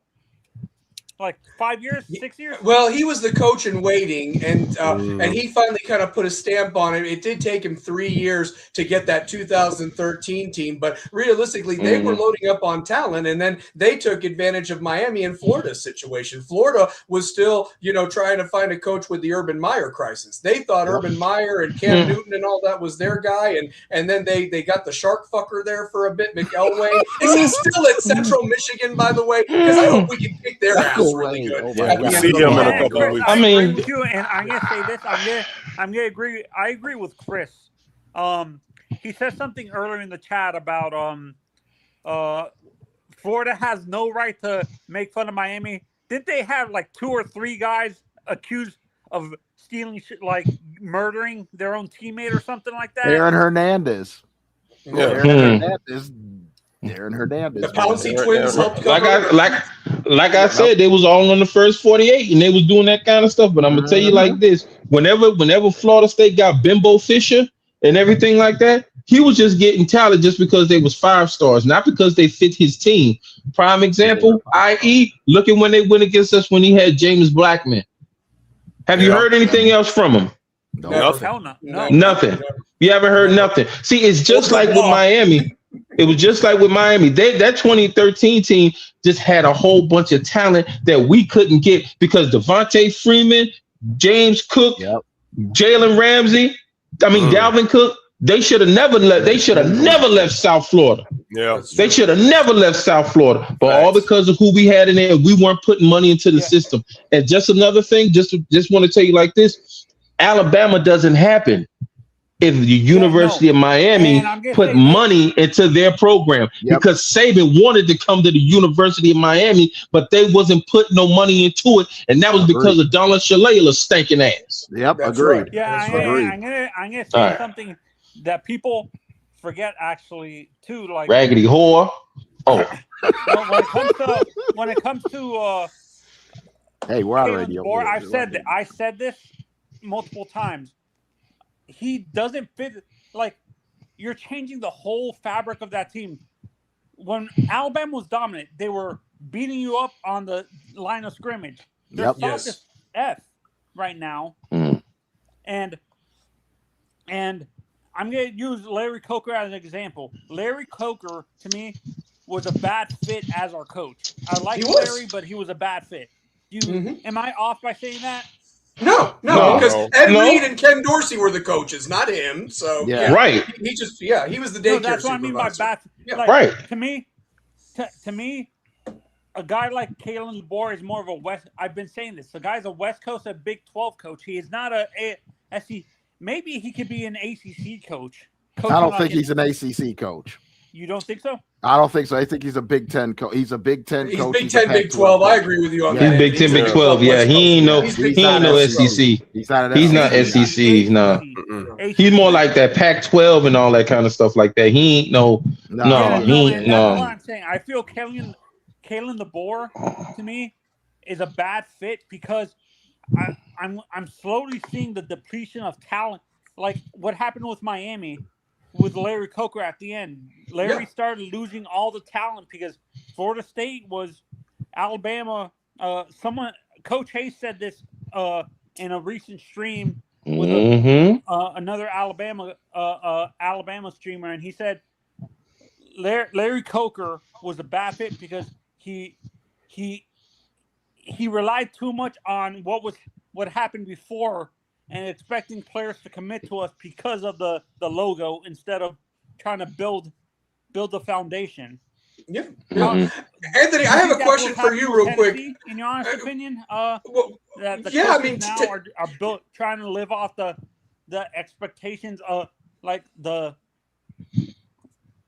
I think that they are like the brand. They're not. Yeah, I mean, they're trying to live off past laurels, but until like, and I was going to ask you this, Anthony, real quick with your last minute. I wanted to ask you very quickly: do you think Miami has what it takes to win a national championship? The things that I've kind of highlighted in the ticker below, because you're kind of hitting on it that they're living off past laurels, but have these coaches at these certain schools establish their identity or what their culture is? Mario, to me, understands. This is what I like about Mario. He wants to bring in the former legends of Miami, but he doesn't let the present kids, live off those past laurels and build their own legacy. That's I think the failure of the previous coaches too. They lived too much off the expecting players to commit to Miami because of the logo. And not building their own identity and stuff like that. And I've said Manny was a horrible fit. As much as I like Manny, the guy was a bad fit. A bad fit. You think about it. This is the first time Miami. Think about it, other than Butch Davis that has been there. Think about this. This is the first time Miami actually did an actual coach search. Yeah. Yes. Everybody else has been in house and has got them up on the cheap. Yep. We was selling them for daggone flea market prices. They was getting flea market money. Yep. Not just the 30 coach, seconds. 30 seconds, Anthony, coach, before I got to get athletic somebody else I'm on. gonna So, use. I'm going to the baseball team. The baseball team is suffering from this too. We're living off Jim Morris's history. Oh God, yes. Facts. Yes. Yeah, and we need to set this is what pisses me off about the football program. It took them this long. I think it's going to take Miami's baseball program another 2 or 3 years, filtering out the coaches that are attached to Jim Morris and stuff like that. And I think that's what's going to happen with Tennessee too, Kerry. They're going to have to start filtering out all the players or coaches that are connected to Pat and build it from the ground up. Yep, And that's what I believe Kim Caldwell's doing. I think this group that she has brought in, this is going to be a better group is and Kim a more attached to together Pat group. at all? No, Pat. She came from her own thing. She came from her own thing. So She's yeah, never part yeah. of the tree. Yeah, And you want for to talk sure. about So- Alabama? Here's why the decline of Alabama football. They're getting it from all sides. Miami is taking their players. Georgia's taking their players. LSU's taking their players. Tennessee is taking their players. They're getting it from all sides: north, south, east, and west. Alabama used to close. LSU 's a Alabama used to disaster. close That's borders. a disaster waiting Those to happen borders are open. with the dirtbag and Lane Kiffin and Coach Yep. O. We don't know what Coach O's going to do when he gets back there. Do you guys really trust? Like, More importantly, you don't know who Coach O is going to do when he gets back there. Yeah, Right. exactly. That's right. Yeah, I Anthony, see that thank baby you. over there looking all good like they Before I used to go, say, before I baby. go, Just was stop with actually a that rumor, damn Coach O. Like, before I go, actually, I was talking to a friend who's an Alabama hardcore. His family grew up Alabama fans, and he actually said there was I'm not sure if this is true or anything, or if it was just a rumor because people hated Kiffin at Bama, but there was rumors that he was sleeping with his wife, not his wife, his daughter the whole time, and stuff like that at Bama. I think those are just rumors. I don't think that would have been allowed, to be honest with you, because I'll tell you why. Because Saban You was sure? Saban would allow Lane anywhere near him. Saban made a promise to Monty Kiffin that he would look after Lane because Monty knew his son was a screw up or whatever like that, and he couldn't live forever. And realistically, it was Lane that literally said that he consulted Nick Saban about taking the LSU job, and Saban told him, they gave him the pros and cons of staying at Ole Miss and what he could do at LSU, and that's what he took. I have a question. You guys saw Monty and Lane. I just saw Lane most of his career as a coach. Did Monty have an ego like his son, or no? Monty was all business. Monty was all business. Monty was all business. He was old school, and that was it. So, but Anthony, next week, Anthony, come back, please, and please continue to participate in the chat. We appreciate you, brother. Okay, thank you, man. So you bet. Monty was the complete opposite. Monty was complete opposite. A friend of the show and one of my big brothers, Eric Carroll, he just wanted to put this out there. He wanted to respectfully disagree about Bama and DeBoer. He said he's just getting his guys there. It takes time to start over from the greatest of all time. They'll be back in the top 5 in the next 3 years. My question to you, Eric, here's my question. Will the Alabama fans and faithful wait that long, or do they jump the fact like to Dabo, if that's the guy, or somebody else? I'm just curious if you have a thought on that, or anybody else. Can I push back on that as well? Yeah, I want to push back. Yeah, this is all respect, obviously. So obviously all respect, but I want to push back on it too. Here's my thing. It's hard pressed for me to think that DeBoer would be back and have them back on top in 3 to 5 years. Okay. When going into year 3, Alabama has the 42nd ranked recruiting class. Exactly. That to me is kind of giving you a spectrum of the trajectory of where this program will be long term under DeBoer. And this is with Lane Kiffin getting hired at LSU. Lane Kiffin, you still got Kirby at Georgia. That's a problem in itself. You had Lane at LSU. That's a problem.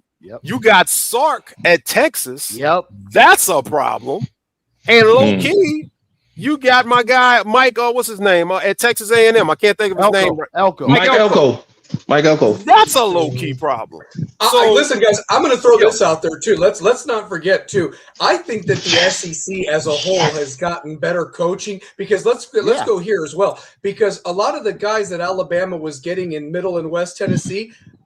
Kerry, you're not going to like to hear this, but Vanderbilt is getting those guys. Vanderbilt's recruiting class is better than Alabama's right now, honestly, and they're starting a 5-star quarterback. I want to see what Vanderbilt can do without Diego Pavia, because let's face it, before Diego, they sucked. Afterwards, I want to see what happens. But also, I want to add to your coach's point, Larry.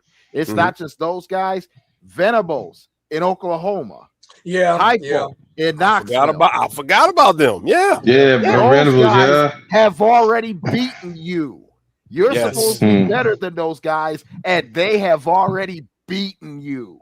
And Oklahoma beat you in Tuscaloosa. Well, and Come on realistically, now. South Come on now. Carolina should have won that game. They They should've didn't have an beat idiot in Shane Beamer. He's just a Exactly. complete moron, that guy. But And they had him Alabama- on the ropes. and I I mean, understand And did Auburn not have them in the Iron Bowl Yep. at 5 and 7? Yes, they did. And Auburn is bound to get better because I think Alex Golesh will do a terrific job at Auburn. Absolutely. And they got that big quarterback. They got that big Yep. quarterback over Byron there. So, Brown. yeah, for And sure. here's another So- thing for Alabama.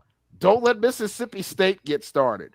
Don't let Arkansas get started. Then Yep. you're already 6th or 7th in the conference.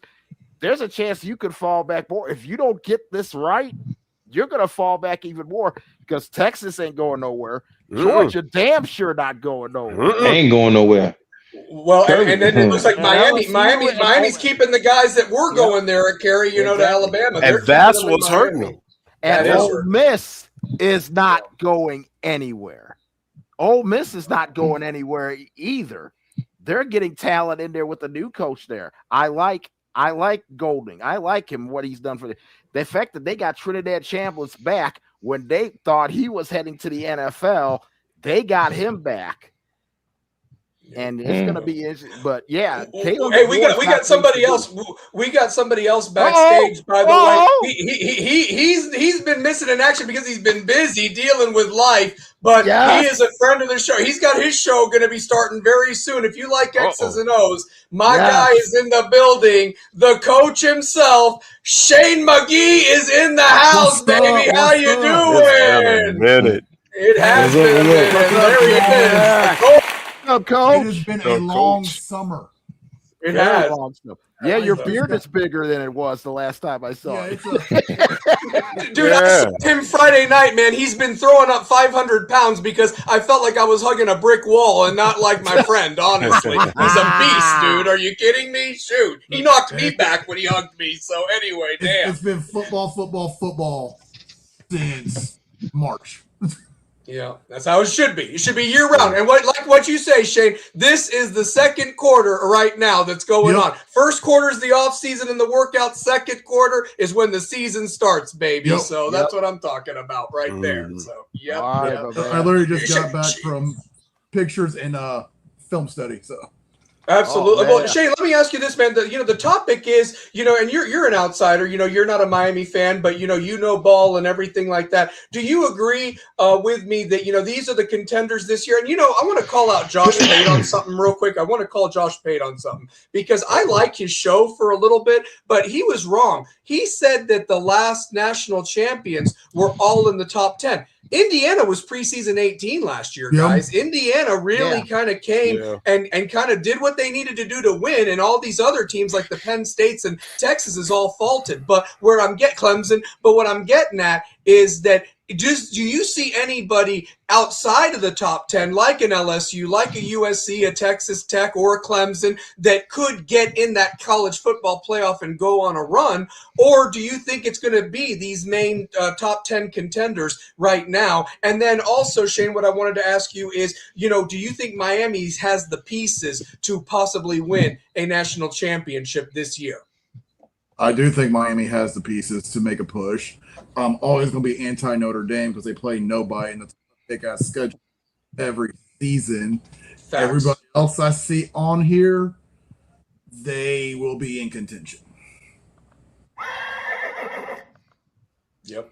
Yeah. No, I mean, I was just thinking about it. You look at the past national champions, they all had a lot in common. They either had a great quarterback that elevated them, they had a superstar player that just went hype, they had the recruits, they had a transfer portal, like what Eric mentioned in the chat. You have to adjust to the game more than anything. And you also have to build your culture, and you have to have the guys that fit. And I think that LSU paid a bunch of money, but do they have the guys that fit? You gotta have the pockets, but you gotta have a staff around them that can get those guys to buy into what they're trying.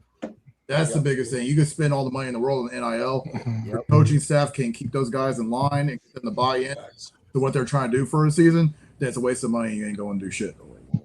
That's true. That's Yep, true. It's that true. is true. I mean, look at these contenders, guys. I mean, let me ask you this. What has made Oregon so great? Yes, they bring back Dante Moore and everything, but guys, my last visual of them was getting absolutely dog-fucked there in that Final Four game that they looked like they didn't even belong. I mean, what would Oregon do against a line of scrimmage like a Georgia or a Miami this year? Because until they get better there, you can have all the skill players and all that shit, but they might get dog-walked again. Go ahead, guys. Oregon couple years ago, we saw a line of scrimmage a couple of years ago at Oregon and Georgia. They got dog walked 49-3. That's all. Right. That's all I need to see. That's all I need to see. All Oregon is just it's a brand. It's just a little brand, and to Anthony's credit, I mean, Phil Knight Nike money. That's all it is. That's the only reason Oregon is even there. It's a money grab. Listen, I always said this. I've always said this. The one thing that Oregon got that they always do right, they always look good when they get killed. Yeah. Ooh, they look good when they get killed. All them different units, they got about 38 million different uniform combinations, but it don't matter because they look good every single time they get their ass whooped. They are casket sharp. I'm talking about they be clean as the board of hell when they get their ass whooped. Was Oregon? Ooh, Lord. I'm trying to remember. Is that who Jameson 2013 Florida State beat in the national championship? Marcus Mariota was the runner-up. Was the runner-up for the Heisman Trophy behind Jameis Winston. Yeah.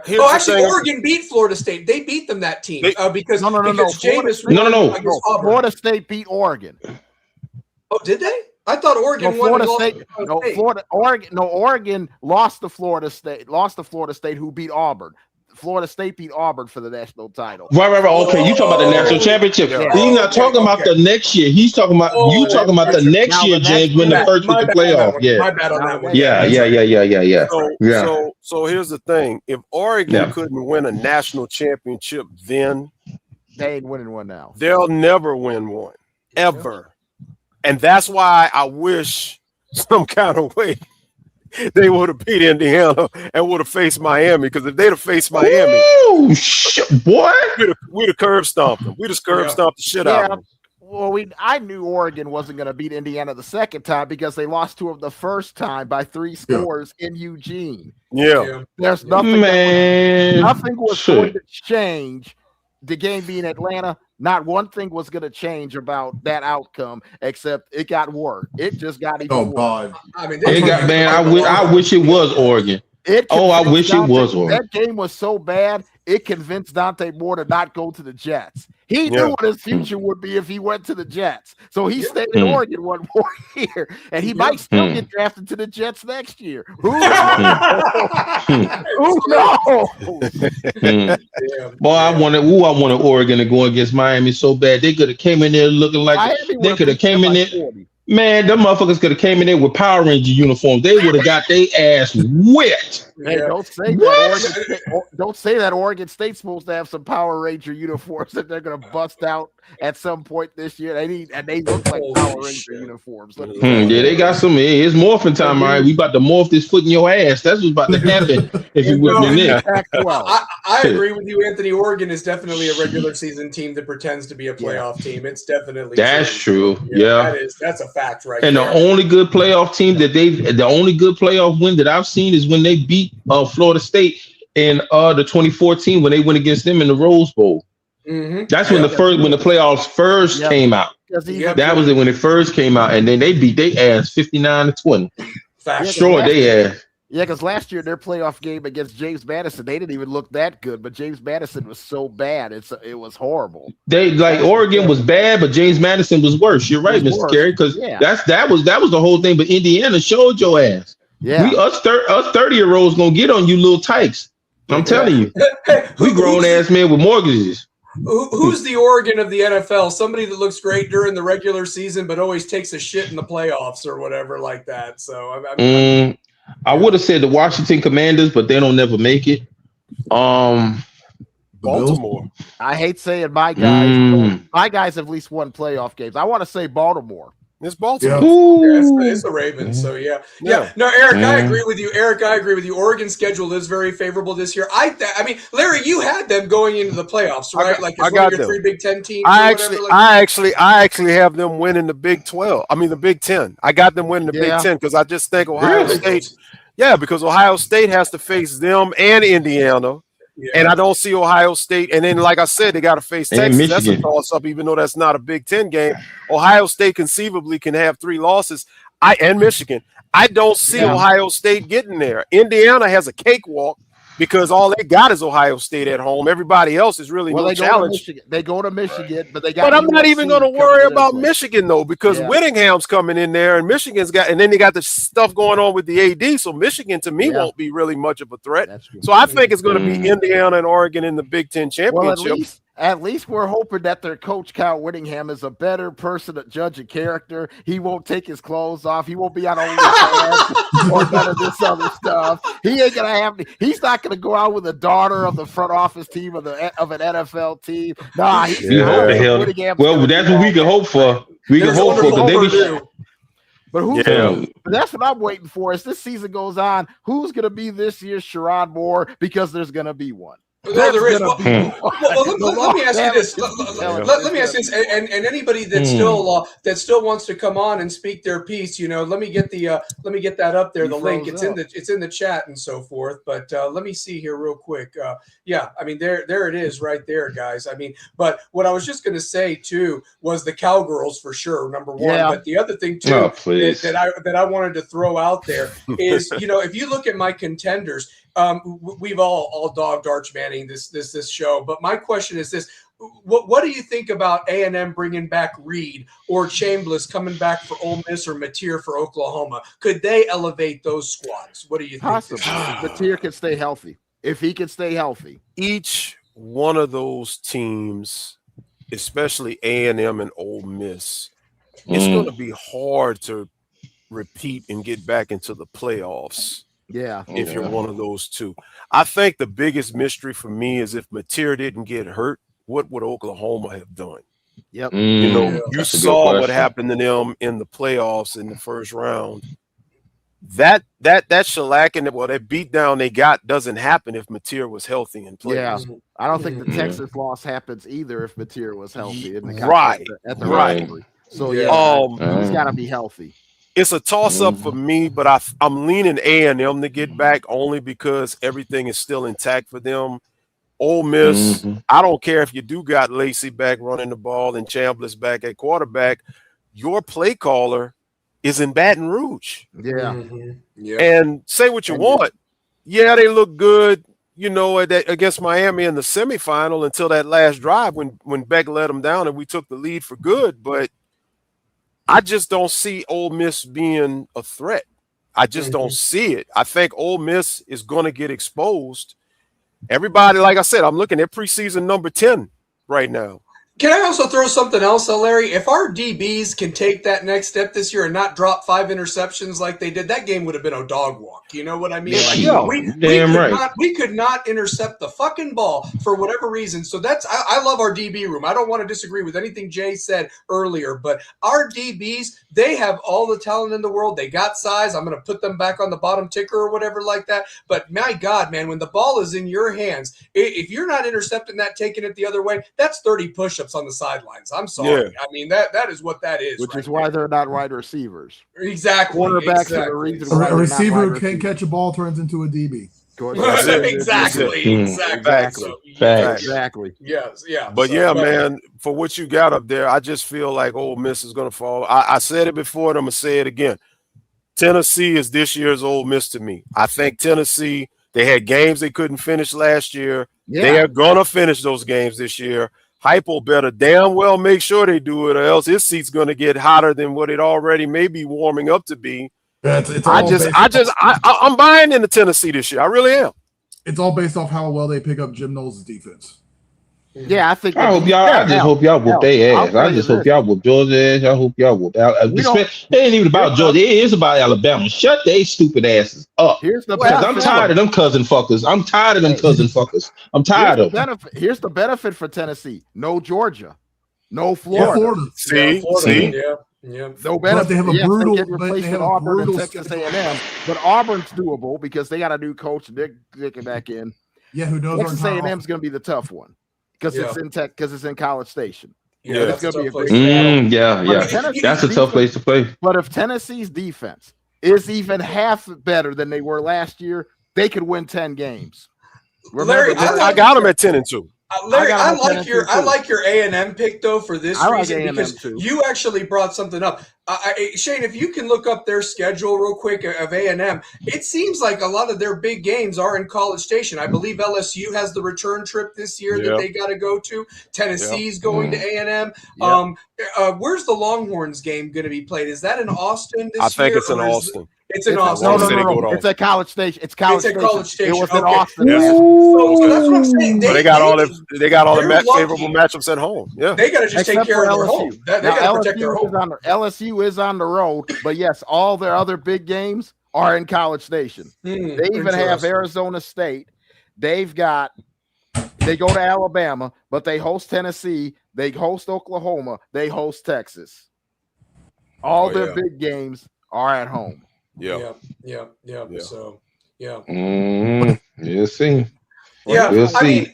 Anthony thinks that Indiana doesn't get back. I'm sorry that you guys have faith in Kurt relying too much on the portal going to backfire on them. Indiana will be back.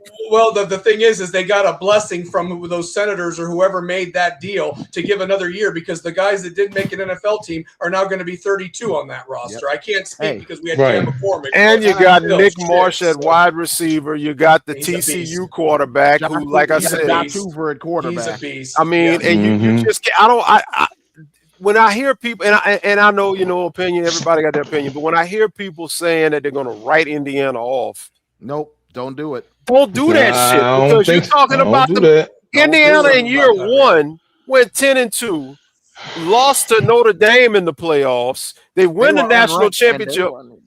Thank you. Indiana ain't going nowhere. I don't think 27-2. They ain't going 27-2. Kirk Cignetti. He's a freaking offensive genius, man. Like they're not going anywhere. Can I tell you this? I think their staff 10-2. 10-2, but they still make the playoffs. They still make the playoffs. Shane, and an easy schedule. And Shane, you can attest to this being a coach, and this is what I really like about Indiana. It's not just Cignetti.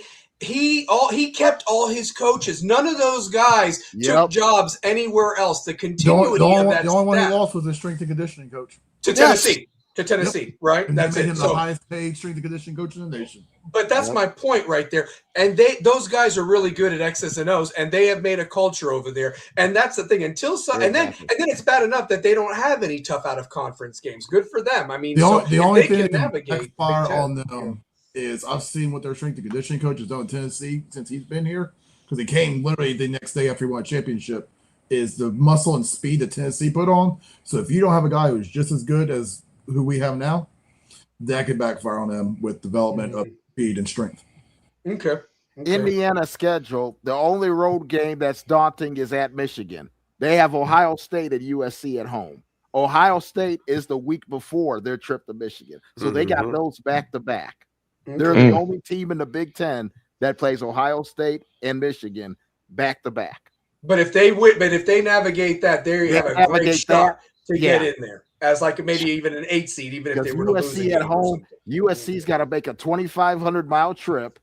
The game's probably going to be at noon, which is 9 o'clock on their schedule, which means USC ain't going to be ready to play 3 hours ahead of schedule, 2 hours ahead of schedule in Bloomington, freaking Indiana. Can I say something about USC real quick? And anybody, and like I said, if anybody wants to jump on and give you 5 minutes to speak your piece, I want your guys' thoughts on USC because I like Jay Maivia. And one thing about Lincoln Riley, if he has a quarterback, they can do things. Now, have they solved the defensive issues? Because that's been a thorn in Lincoln Riley's MO as a coach wherever he's coached. But go ahead, guys. What's your thoughts on the Trojans? So, yeah.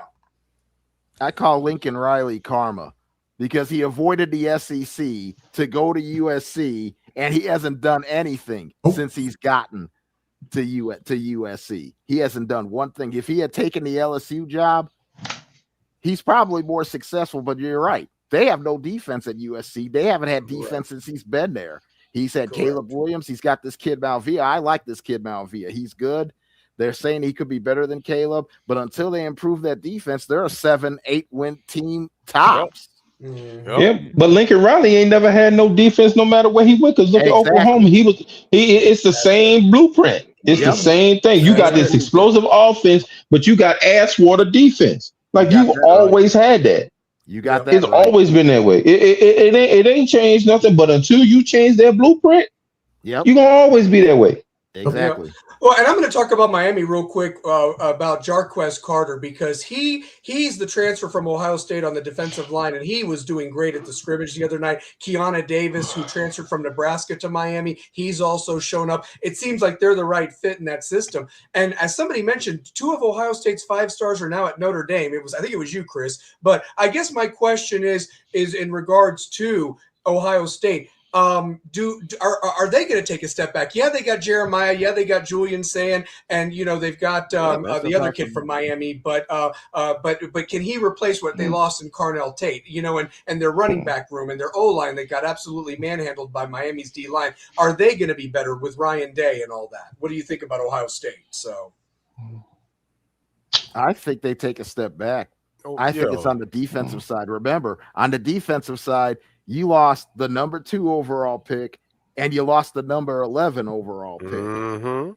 And I think that's where they struggle more than anything else, is that defensive side of the ball, because you just can't replace a Caleb Downs and a David Bailey every day of the week, especially when one goes 2, one goes 11. That's where I think Ohio State struggles. And with the schedule they've got, this is not going to be no fun schedule. You host Oregon, you go to Indiana, you do host Michigan. Oregon and Indiana can put points on the board on you. And that's not even including a trip from USC on Halloween. So Ohio State's defense may be your downfall more than anything else. Ohio State winning a national championship a couple of years ago really is what saved Ryan Day's job. Yep, it did. You couldn't beat Michigan to save your life. And I think you're going to come back to reality.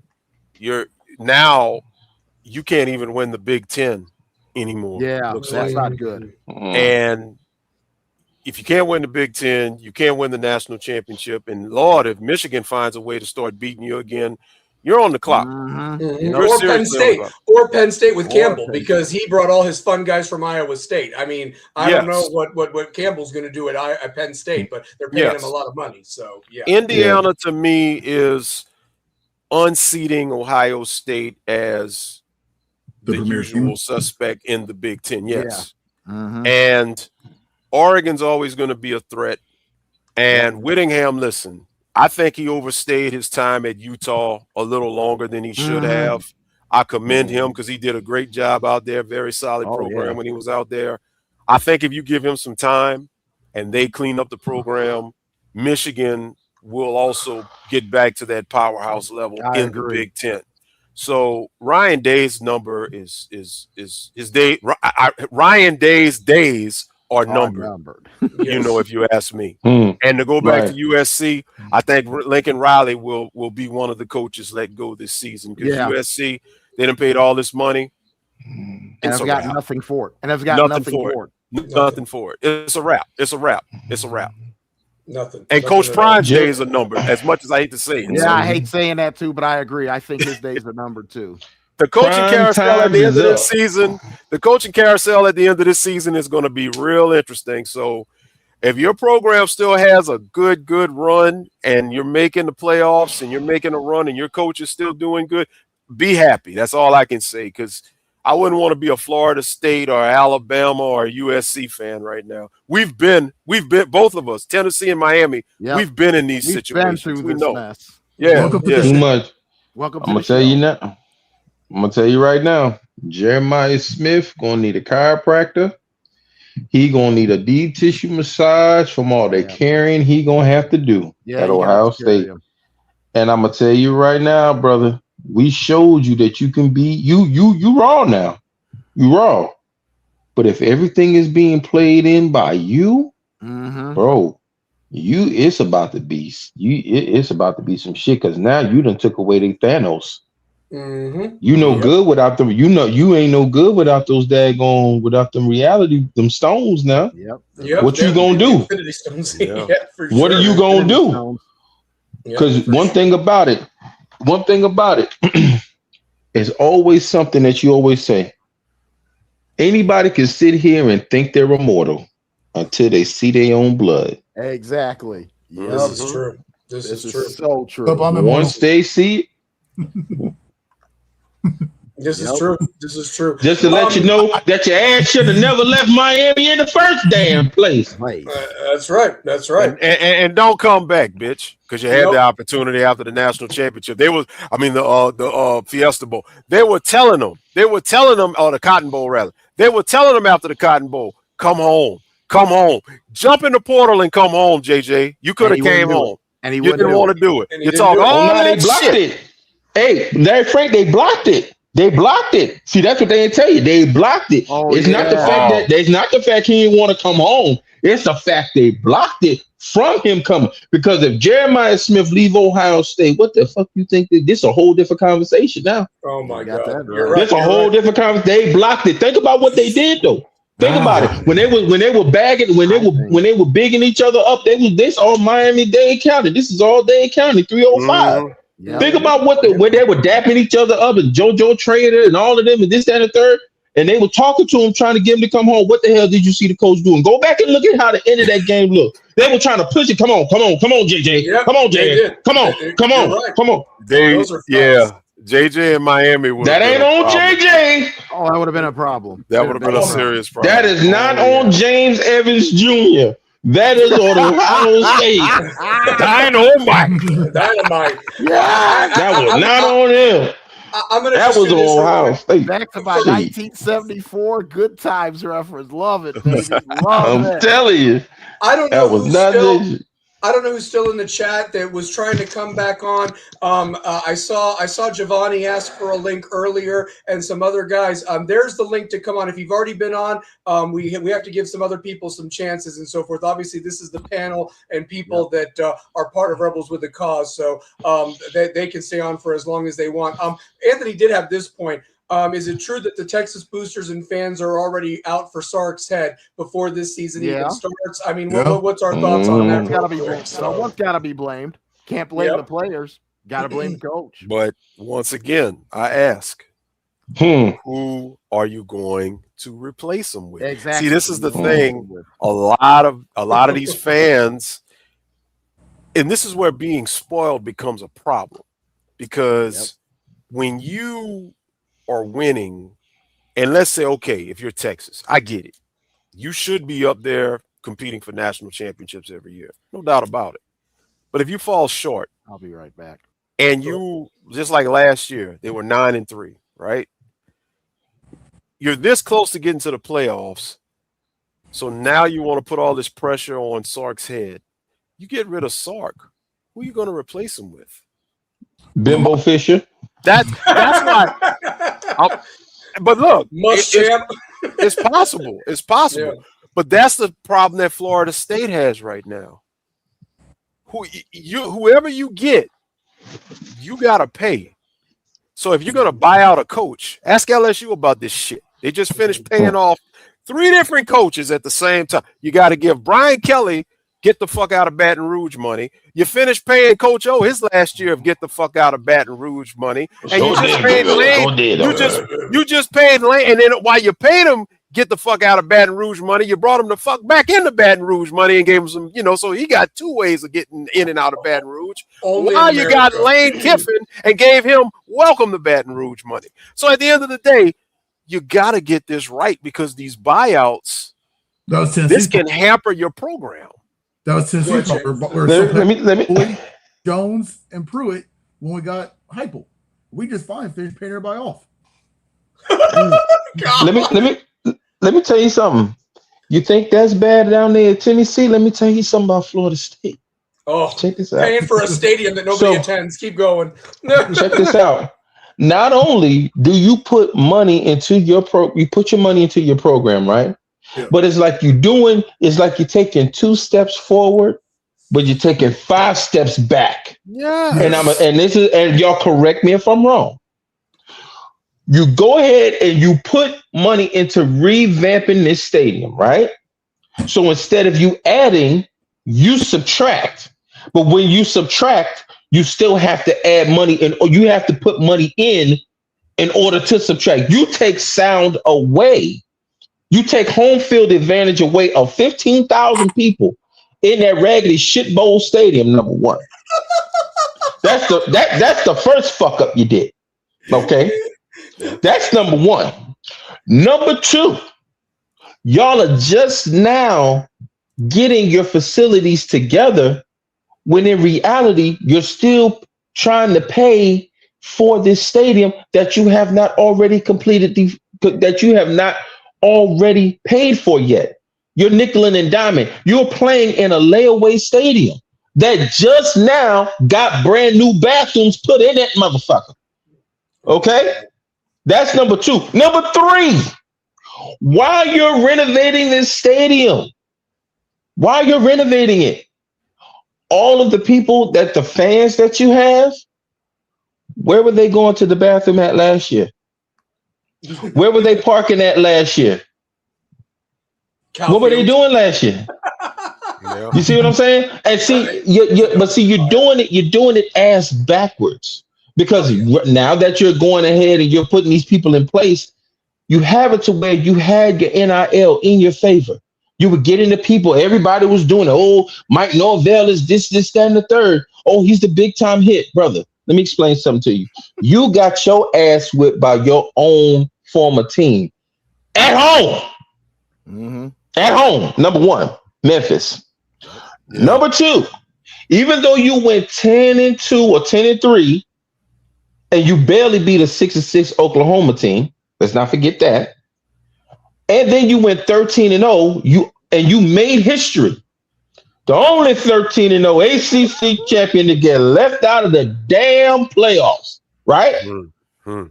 Not only that, you go against Georgia, and you also made history because Beck is the only quarterback that whooped your ass in 2 different uniforms. Boy, look at him. Boy, look at him. Boy, history, man. Beat your ass at the Rock in the Orange Bowl and beat your ass at Tallahassee. If anybody gets it, we need to whip their ass on the 18th. That's all I'm going to say. Chris, you forgot one thing. You forgot the one thing. You forgot the fact that he lost the number 1 recruit, Travis Hunter, to Jackson State. Yep. Oh no, I was getting to that. Not only did you do that, you lost your number 1 recruit to Jacksonville State. Why be big at another program when you could be great here? That's number 1.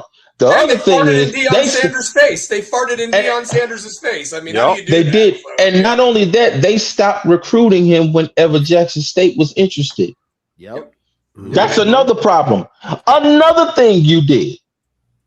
You are the only team that I know of within the Big 3 or in college football history, not only to go 10-2, 13-0, but you also went 5-7. Yep. You went 2-10. You went 3-6, and then you went 5-7 a fucking again. Right? It's terrible. Not only are you doing Alabama. Oh, and that you beat Alabama. Oh, y'all was pumping y'all chest. Y'all was doing all of this. But when you lost to the University of Vagina up there, now you going pumping your head going against Miami. And you still lost on a 3-game losing streak. You are the first team that haven't won what's the name game? Visiting game yet. Yeah, in 2 years. They lost to damn Stanford out there on a late ACC Saturday night game or whatever. Yeah. But you wanna talk shit about us not going when we had our problems with that bald head fucker from Michigan when he was our OC. Y'all ain't won in 2 months. Y'all ain't won in 2 months. The one that tried to fuck the janitor. That's right. Yeah. The Broyles Award winner. The Broyles Award winner. Right, yeah. Yeah, the so-called brawls of war women who was trying to assault him out because they had 2 bumps on it. He thought they were breasts. That's the one there. Him. When we had him, oh, y'all ain't won in 2 months. Oh, y'all trash. Y'all this. Calm as a bitch, and she don't play no favors, do it. We ain't won in 2 months. Y'all bitches ain't winning 2 years. Years. You got 24 months. You got guys that were freshmen on that team that are right now juniors that don't know what it's like to win on the road. What kind of shit is that? Tell me. They're too busy having Richard Simmons calisthenics and super soaker fights and water. I mean, it's a clown show. It's terrible. It's ridiculous. Brother, that's worse than those Mississippi State and those Texas players with those damn fingernail polishes and those guys getting in touch with their feminine side on the doggone videos and stuff. Oh, it's men on film. Hell no. This is from a man's perspective. Men on film or whatever like that. I mean, hated it. Are you kidding me? Hey, I was just about to do that too. I was just about to do that too. I was just about to hated it. Yeah, no, you look it up, Carrie. Look it up. Mississippi State, whatever it was. Yeah, they were terrible. These guys were literally dancing and twerking like women, the Mississippi State players. Like, you can't make this shit up. And then Texas follows it up a couple of days later with guys that were dancing and shashooing and sashaying and all of that, like RuPaul. I don't know what the hell is going on. Let me tell you something. That have strip clubs in these places. Please get these men to become red-blooded men again. Let me tell you something. Disrespectful to Mike Leach. Mike Leach built that down there at Starkville, and this is what's become of his legacy. Yes. That is so sad. I want to know what happened to football players because Carrie, you're older than us, so I know you remember what real football players was back in your day. Oh yeah. And where I am, I'm a little bit older than everybody else here, but this era right here, this guy right here, this era right here, 90s football, I remember what it was. You guys were what, like late 90s, early 2000s? Late 90s, early 2000s. Okay. Early 2000s, yeah. What the hell happened past 2010? Because I'm trying to figure out. I got Madden 27. I'm pissed off because I got Caleb Williams on the cover of Madden 27 like this with fingernail polish. What the hell is going on right now? I have no idea what the hell going on. I know what happened. Ooh, I know the answer. You know what happened? Too many titty babies trying to play a man's game. Yeah, that's it. I got a whole. And I said what the fuck I said, and I meant what the fuck I said. Too many of these too many of these daggone titty babies want to sit up here, don't want to have no kind of accountability, can't stand no coach yelling at them, getting in their ass when they doing something wrong. You want to cry, bitch, and moan to your mama, and then want to sit here, well, you wouldn't talk to my baby like this, and you won't talk to my baby like that. Well, if you want to sit there and raise such a titty baby, have them tuck his nuts and have them hit a crease in a vagina then, you raggedy bitch. I want to talk about that. Sick of that shit. I want to talk about that, okay? Because if you go back, I can remember coaches literally grabbing your face mask. Oh, spitting tobacco. Digging in you, I'm telling you.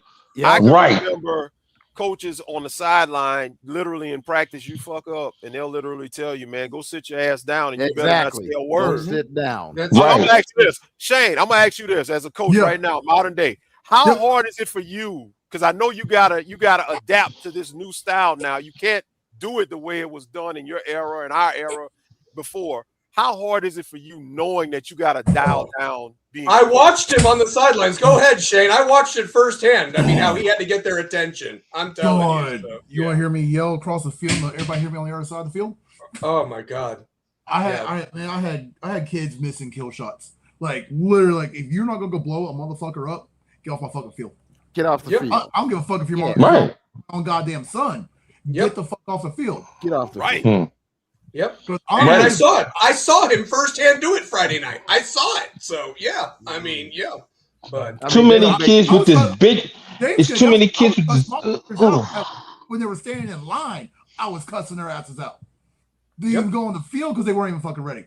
Like this whole fucking generation of kids growing up playing football are soft as fucking a marshmallow laying on a bed of toilet paper on a cloud of pillows. You got that right. Yes. Hey, They are. Right You about got it. that right. like I said back in the day when they used to hit everybody, Deacon Jones, Bruce Smith, all of them used to hit people. I remember Ronnie Lott breaking his damn pinky. He Yeah. told them, cut the motherfucker off. I'm going back in the game. yeah. And he went back and he cut it off and he went back in the game. Guys, listen, and this might Set offend my some leg. people, and I apologize. And this is just a game; it is how it is now. I think the 7-on-7 shit made it I even more hate pussified. ruined I it. really do. I mean, I hate 7-on-7. when did we get rid of linemen like literally busting somebody's ass, Yeah, you the know, only and time driving we it did- down the field? So, the only time yeah. we did 7-on-7 growing up, especially in high school, was we have freaking summer camp. We practice that morning. Yep. We get part of the afternoon off, and by 5 o'clock, you're at school doing 7-on-7 just to skill players for like a week, maybe 2. And that was that was your 7-on-7 just to develop some timing. Not we're gonna spend the whole off season doing this. Oh, they can run routes, but you can't hit them, motherfucker. Exactly. With flags on or some shit. With I mean, it's flags flag on. football for Yeah, I don't know. it's glorified 2-hand touch. Granted, I Yeah. had my son do some freaking 7-on-7 passing league this year during the spring, but that's just to keep him conditioned.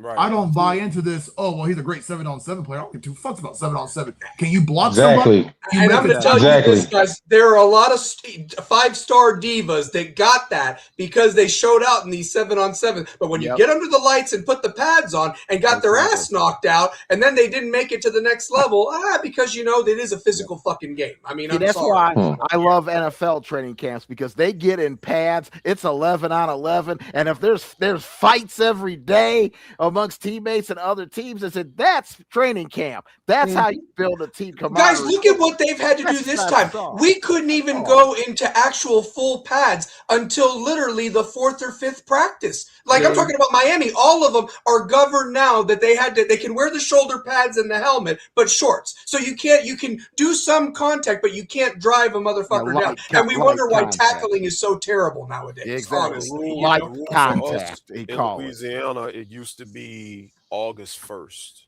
because we'd have conditioning in the summertime in July. Yep, we did too. Run, In the run heat. the levee in the heat and all of that stuff. We'd have walkthroughs and stuff like that in July start because you couldn't have organized actual practices. You could get in trouble for that.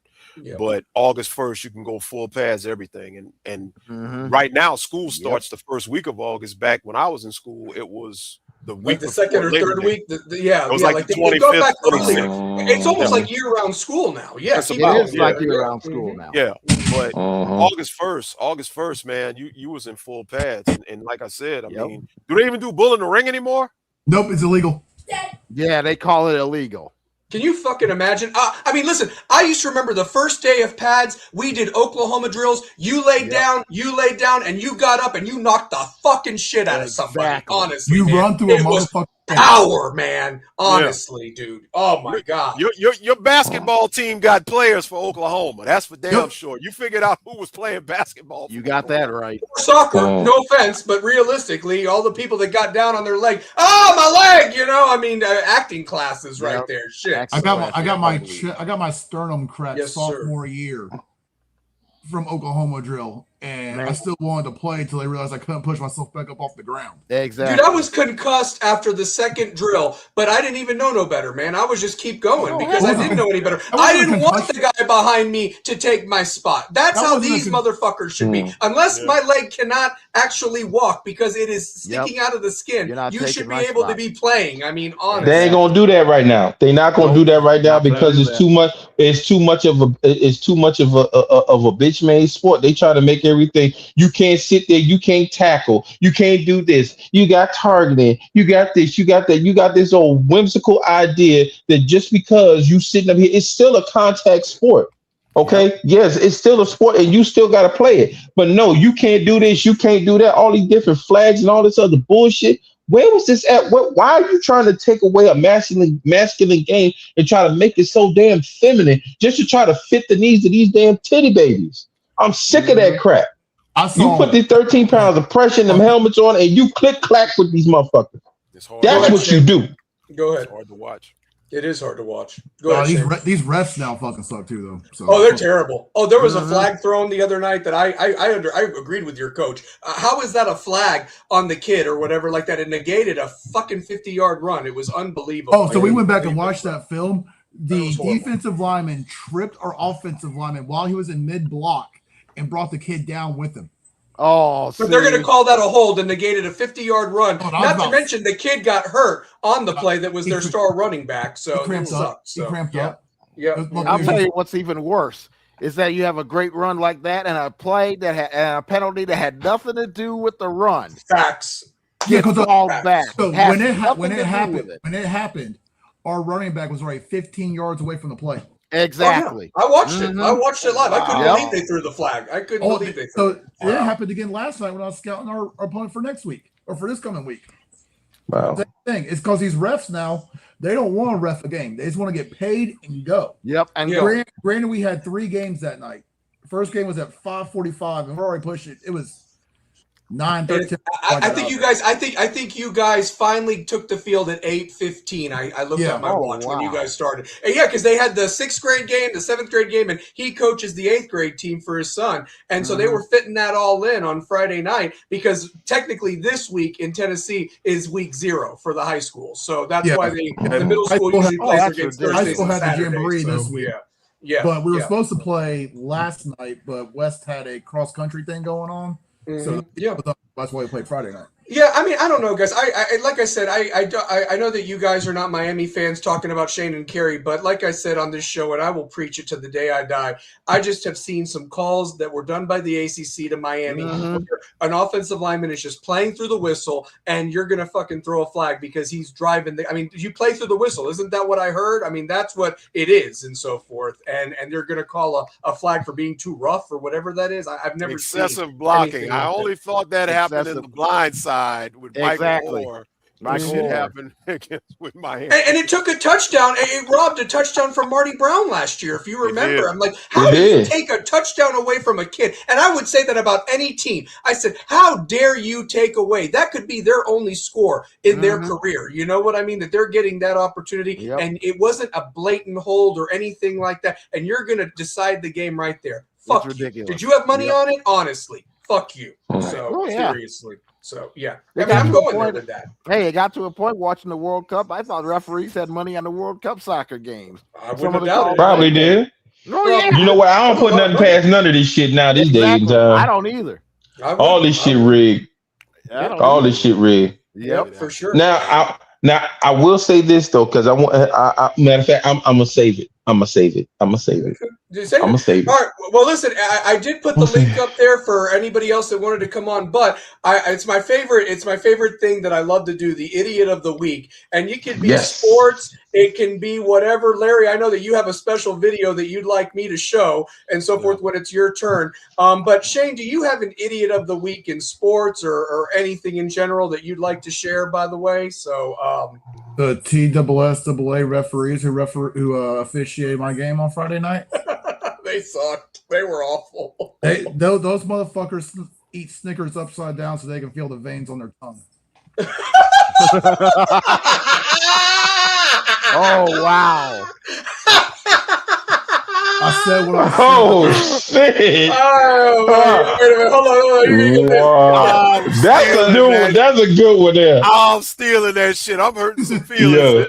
I'm hurting feelings with that one, Shane O'Mac. I'm stealing that shit. That's my go-to insult. Like, you piss me the fuck off. You motherfucker. Oh, Giovanni, hold on. Giovanni, you want to come on? Hold on 1 second. No. I want you on, buddy. Hold on. Let me see here real quick. I'll give you 5 minutes, man. No. This is some good shit. Hold on 1 second. Hold on. That's a good one. That's a good one. That is a good one. I will never eat fucking That is a Snickers good again. one. Ever again, boy. Now I'll probably never eat another chocolate bar because now I'm gonna look at the damn vein. Fuck this. I'm not eating this now. Especially if it's got almonds and stuff in it too, you know, nougat or whatever. Man, hell no. What I'm gonna do is I'm gonna melt that bitch down. That's what I'm gonna do. There you go. what was that thing they said? What it was the M&M's melting your mouth, not in your head. You know that's what? it. Now that I hear about that, I'm not eating M&M's no more either. I don't want nothing melting in M&Ms my are done. mouth. Hell no. I don't know who's a threat. I don't know who's a threat in Ohio State after JJ. Giovanni, there. If you want to come on for 5 minutes, brother, you are always welcome. You always bring it. I'd love to hear what you want to talk about, whether it's Miami or contenders, whatever you want to talk about. You got 5 minutes to speak your piece. But yeah, I whatever. don't know for sure, but I would thank Chris Henry Jr. because I heard he's been getting a lot of buzz. Yeah. Is that other guy still there that talked all that shit that did absolutely nothing from Miami? That Skinner, is that his last name? What's his name up there that was talking all that jazz from Miami? That's the 5-star receiver that they had. It's not Jeremiah. It's the other guy. I can't think of his name right now. It's not Brandon Ennis. All I remember is Ennis. Ennis. Yeah, it's Brandon Ennis. That's Ennis. Brandon I don't know why I Ennis. said Skinner, but Ennis. Yeah, Brandon Ennis. He's still up there. I don't know why, but he's done nothing. I mean, honestly. So yeah, but literally. So yeah. But Shane went. Chris Kane, who's your idiot of the week, by the way? This is the quote. Yeah, I feel that Miami's going to be a good team. And I feel that they're going to go to the national championship. But guess what? My Alabama Crimson Tide is going to go to the national championship too. And we're going to beat the University of Miami. Who said that bullshit? Who said that? You smoking crack.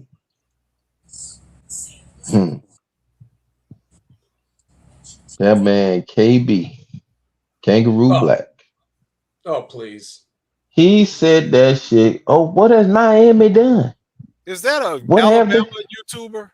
Yes, it is. Oh hell no! This is so. I know who I need to block. I don't even want to see none of his shit on my algorithm. Ellen B knows who it is. That's KB. Yeah. Yep, she knew who it was, so she sure did. So damn. But my whole thing is this: he even gave props before then that Miami was going to be a good team this year, and they may even win the ACC and everything else. But then when you got my man E. Brown in there, shout out to him, who came over there from Coach Hayes' show and basically was trying to get with him on that. If you look at that, he really couldn't say nothing. But then you know how Coach Hayes get. He had to cook his ass up something, and he had to get right there with him. Talked about Kalen DeBoer, how the fit is, and everything else. But the whole simple fact is that y'all always talking about what Miami has not done, but y'all do not have a quarterback. And now you say it doesn't matter. What quarterback y'all have? It doesn't matter. When have you ever learned, when have you ever known anybody at Alabama from Nick Saban's era where they did not know who their quarterback was? Where it did not matter? Never. Explain that to me. Never. Explain that to me. Nick said they have always known who their quarterback was at Alabama. Now you're going to sit here and tell me just because Kalen DeBoer is here and they can't make up their confused because they're confused as all hell because they don't know which cousin they slept with. Now you don't know what your damn quarterback is. Now you don't know who it's going to be. Either one of them can lead you to the promised land. Well, what promised land would that be, sir? Hey, Chris, what promised land would that be? I got one even better. One of the two guys that's in competition came with DeBoer from Washington, and he can't even win this job. That's bad. It's gonna be a long year, Alabama. That's bad. When the guy you bring with you can't win the starting job. That's bad. Y'all know my prediction. I told y'all Florida State's gonna beat Alabama. I'm sticking to it. I know it might sound in Alabama. They're gonna beat them in Tuscaloosa. They'll burn that house down. The board might as well get $10 wins you 78 if you go with that. By the way, I just looked. So yeah, but anyway, so yeah. Kerry, who's your idiot of the week? Wait, so I have to go off the beaten path. This is not about college football. I'm going to a path that really probably will never get talked about again. I want to talk about Little League World Series baseball. How in the hell does the courts decide in Oklahoma who's legal and who's not legal? How do you let it get to a stage where a federal judge has to make a ruling about what player is legal and what player isn't legal? They banned a team from Tulsa from competing in the Little League World Series, but a federal judge 24 hours after this banning filed an injunction to allow that team from Oklahoma to go to Williamsport, Pennsylvania to play in the Little League World Series. Jackpot! When the courts have to decide who's legal and who's not legal, we've got a problem in this world. These are 12-year-old kids, and a federal judge has to stick his nose in. But then again, federal judges have been the spring all summer. Look what happened in Texas with Brandon Sorsby. Federal court for Texas alumni for Texas Tech lifted that injunction until somebody got smart and figured out. And Sorsby made off with $5 million. That's what nobody talks about in that deal. He got a full guaranteed check for $5 million. He better invest it well, because he'll never play another down of football in any league. He's probably gambled it away at this point. No, on the World Cup. On the World Cup. He's gambled it away. But yeah, that's my beating path this week, when a federal judge has to rule in favor, either in favor and against 12-year-old kids. I have two idiots. System is ground to a real halt in the state of Oklahoma. Larry, because your idiot of the week has its own video to preference what you're going to do, I'm going to go next or whatever. So I have two idiots of the week. I was listening to the State of the State show that's brought to you by a competitor of ours, D Money and Kane's Insight. He has taken it upon himself to do a podcast once a week with the beat writer for Florida and the beat writer for Florida State, respectively, and blah, blah, blah. And anyway, this woman for Florida, and her name is Ali Labor, whatever. I don't know what her name is, but anyway, it's not important. But she lost me when they were talking about the floor and the ceiling for each team. And she said that the ceiling for this Florida team, and I'm quoting this, by the way, is that they could win 10 and 11 games based on Summerall and what their schedule. And I looked at their schedule and I said, they might be lucky to win 6 games, let alone 11. I mean, on what planet? Four. I mean, on what planet? Now, that was her floor. Now, that was her floor. Now, whether she's been on the floor a lot, it seems like it, because she definitely was not she's been doing speaking something. like that. She was actually knowing what's going on with her damn football team. And you're the beat writer giving false hope to the leaping lizards or whatever. I mean, that was just delusional. But my real idiot of the week just happens to be this lovely lady behind me. I'm going to move out of the way so you can see her.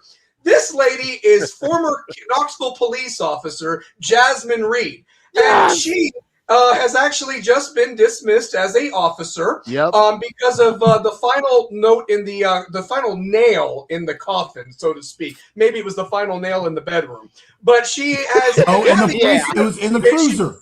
Yeah, in the cruiser. She has had inappropriate Texas exchanges with our very own police chief, Paul Knoll.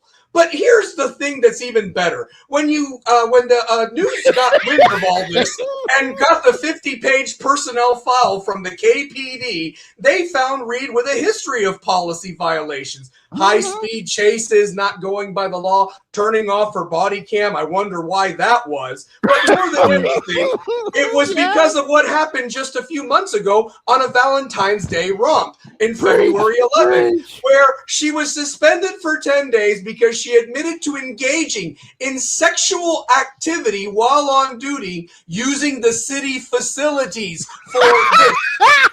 They probably weren't even using prophylactics for these facilities that were being done. I mean, this piece of shit right here is supposed to be defending or protecting me and my family and the good people of Knoxville when she's on her knees and texting and turning off her body camera, maybe even using it for something else, you know? Maybe she's got an OnlyFans. Sharon Moore, here you go. You like them like this. Well, she should be blonde, but, you know, I mean, I'm just saying. I mean, they may be related. You never know. They may be related. Wait a minute. So you mean to tell me, Stallion, You mean to tell me, Stallion, she's supposed to be sitting here protecting the kids and she on her knees swallowing them?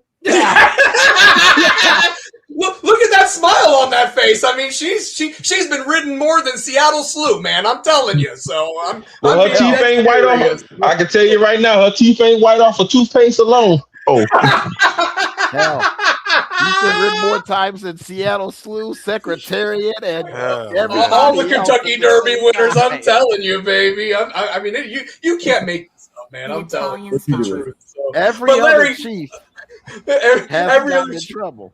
Yeah, I'm telling you. In the last 20 years. All because they can't keep it in their pants. Forget coaches, guys. We got police officers and police chiefs and sheriffs all indicted up here in Knoxville. It's unbelievable. That's the second time this year in the state of Tennessee. I know, man. You don't overdo it. This is Special Agent Bernard Earth over 34976. Copy over to you. Yes, this is damsel in distress. Oh, spread me wide open. You insert over. You know what the bad part is? She wants to give head in life. Not get ahead, give head.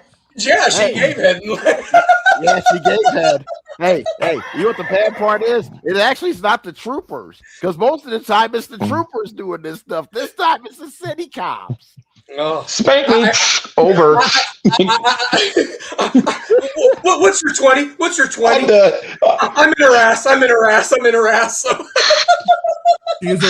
Arrest me, please. Arrest me. Arrest me right now, please. Spank me over. Please bring the stunt gun. And I'm not talking about the one in your holster. Actually, you might be talking about the one in the holster. The holster is pants. Oh my God! Yo, you mean the one that's in the middle of the holster? Yeah, not the one on the side, but the one in the middle. One in the middle. Old Jasmine, yeah. She wanted her Aladdin and Magic Carpet ride. Larry, should I play the video first, or do you want to preference this? What do you want for your idiot of the week? I'll preface this, man. It's kind of hard to follow. I'll have it ready to go when you're telling me.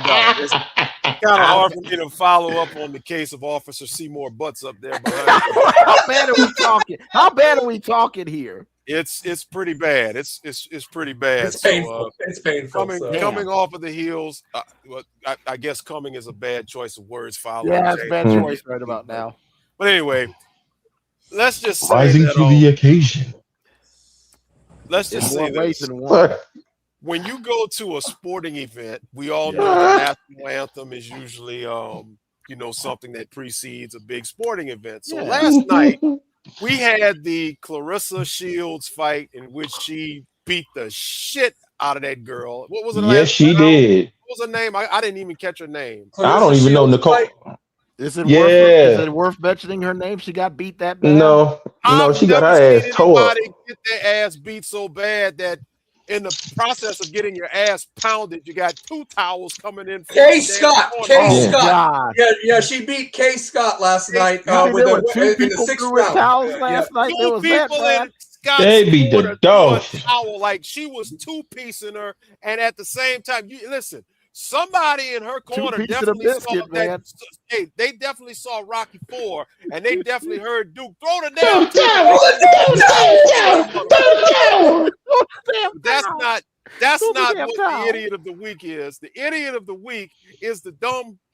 I almost called her out of name, but the lady who sang the national anthem. And when I tell you, she really messed.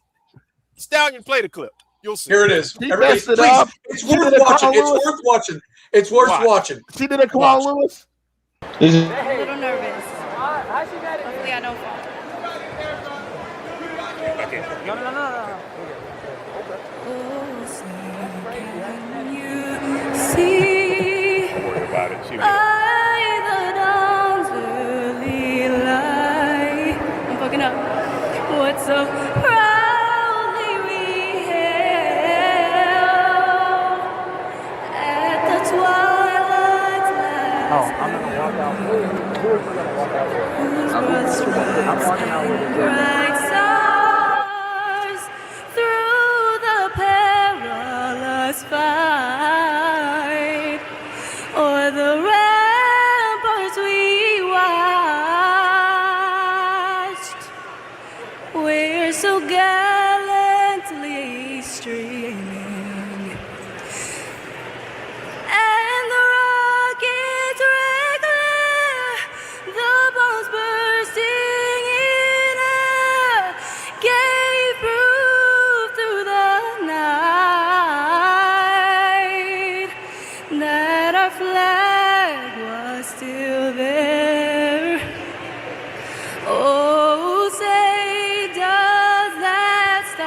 Spangled Banner yet wave.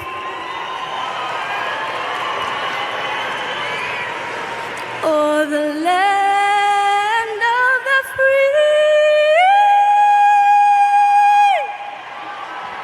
and the home of the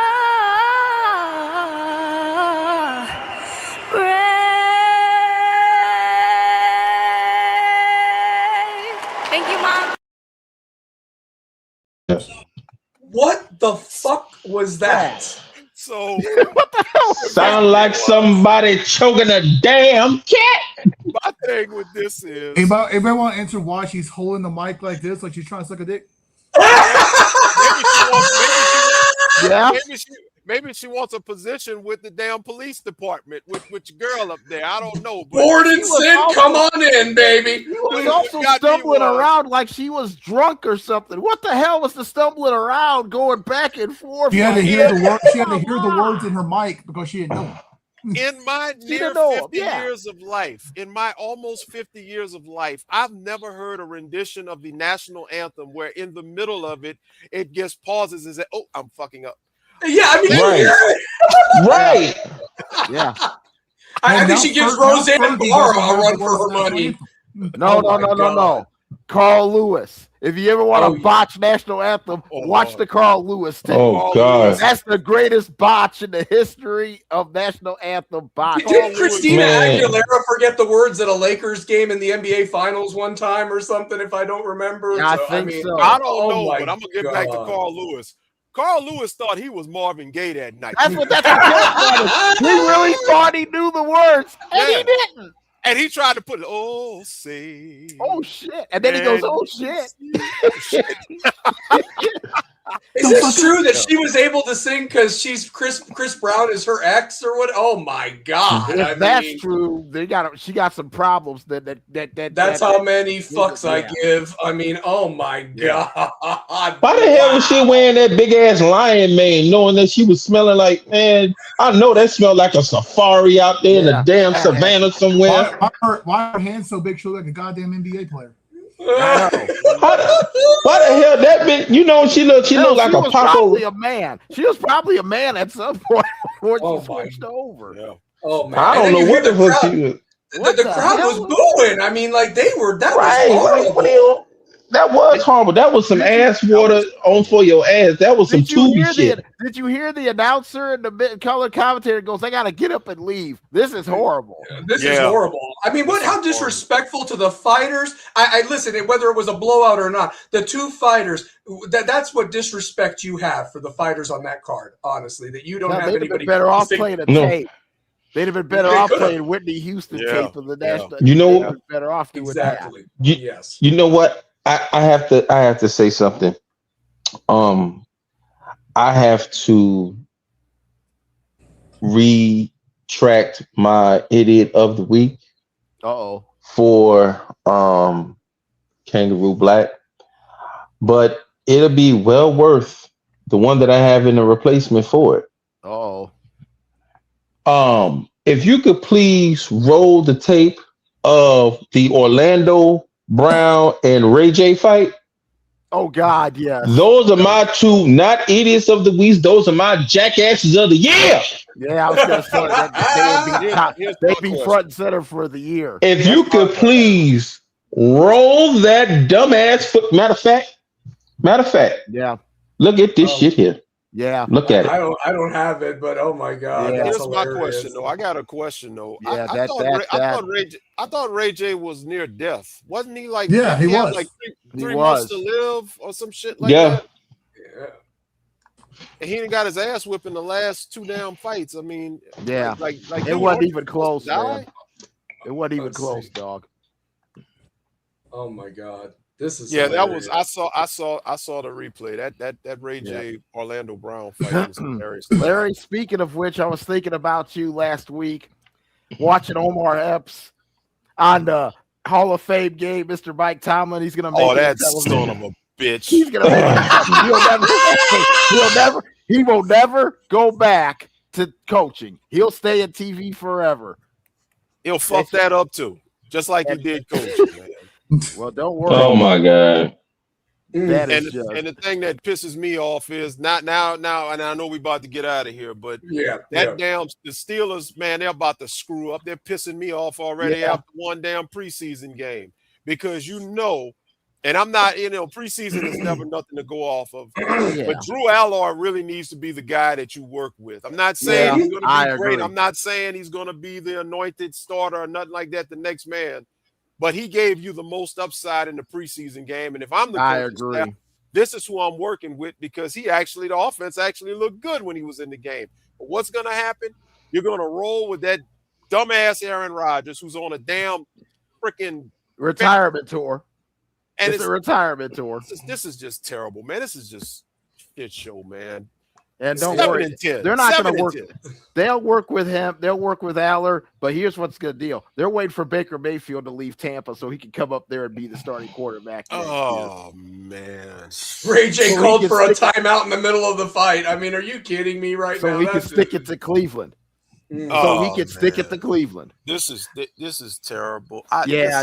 This is what happens when you don't prepare for the quarterback cycle. I will say this, Larry, for you, like honestly, Drew Aller's not a bad quarterback when he's actually focused on the field and not scoping out blondes to hook up with like Sharon Moore. I mean, that was his problem last year. He's looking in the States. He's like the guy from Playmakers. There's not exactly a lot of great blonde-looking women in Pittsburgh, so he's in the right place because he wants to focus on football. I tell you what, he loves Happy Valley. That's all I know. There's a reason why they call it Happy Valley. Let's just remember that there's a lot of things that went on there for years. That's why they call it Happy, and not for all the good reasons either. Go ahead, Larry. Watching Mike Tomlin just gave me just son of a bitch. I'm like, you know what? I can't watch Sunday night. I can no longer watch the Sunday night football. Yeah, because he's gonna be at the game sites. He's gonna be. Listen, you can be on Stallion Speaks, and we can talk about Arcane's whipping ass and talking about all sorts of idiots. I'm gonna have to do that because if it comes, I dealt enough with that bastard the last 8 years in Pittsburgh. And if I got 17 years, hell no, I'd rather tongue kiss a rattlesnake before I watch that. Yeah, he's gonna be at the game sites like Dungy was last year. So yeah, you may have to avoid Sunday night football. Gotcha. Well, guys, listen, thank you all for being on.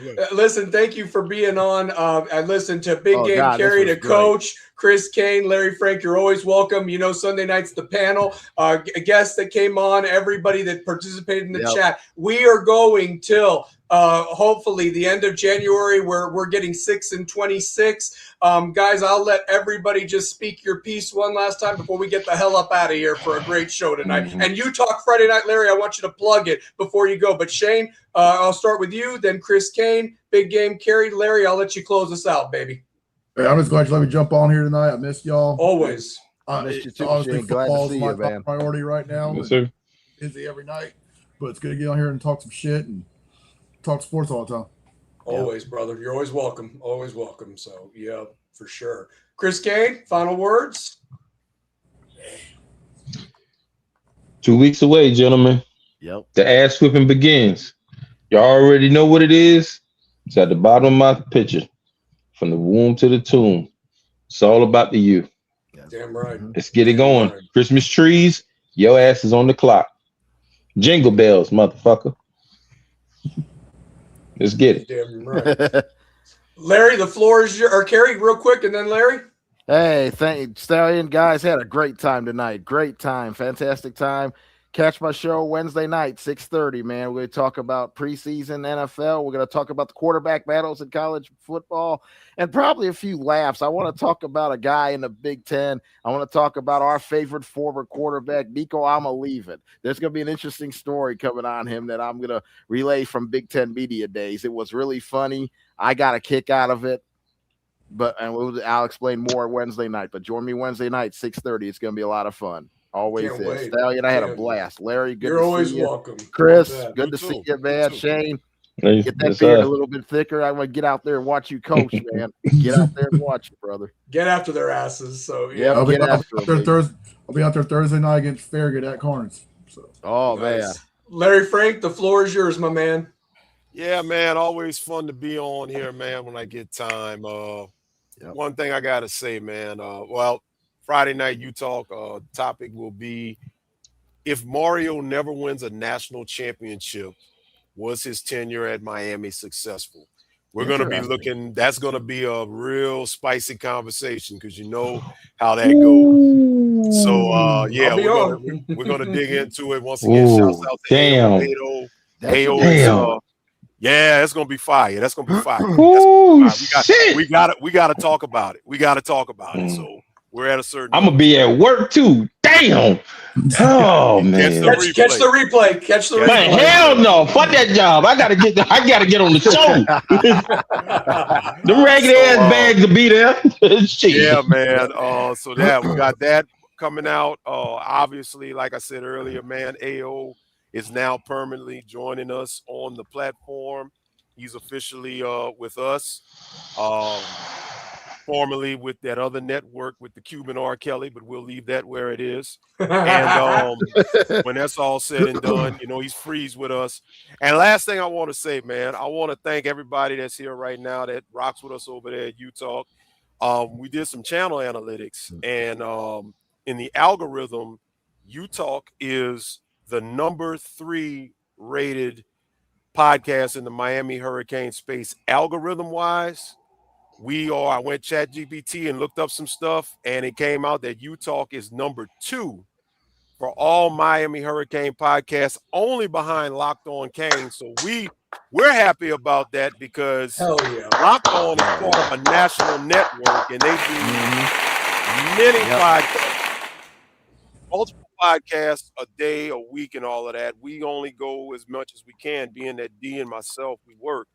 And he's been on the radio for over 10 years down there on WQAM and whatever it is now in the FM. So he already has. He's a grad from UM. I mean, he's had like he has his presence down there. So this is awesome. Yes. Bro. Yes. So to be top 5 as far as all podcasts, and to be second only behind him when ChatGPT did their little, and they did a scan of every Miami Hurricane-based platform. So we're number 2. So a little small independent, platform, man. We were able to be number 2. We're blessed for that. So to everybody that rocks with us, thank you. Like I always said, man, we got big guests coming.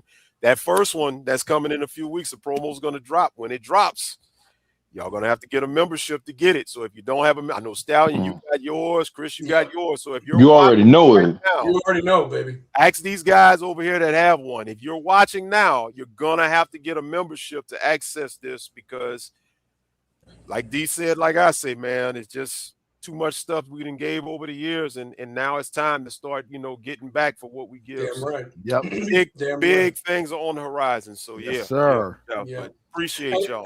And as I mentioned, the last thing I'll say is tune in, guys. They've been showing clips from the past shows that I was blessed to even be a part of as a guest panelist and been on there. And guys, if it wasn't for Devin and Larry, we wouldn't have the RWAC channel, but we love everything the support you guys give us.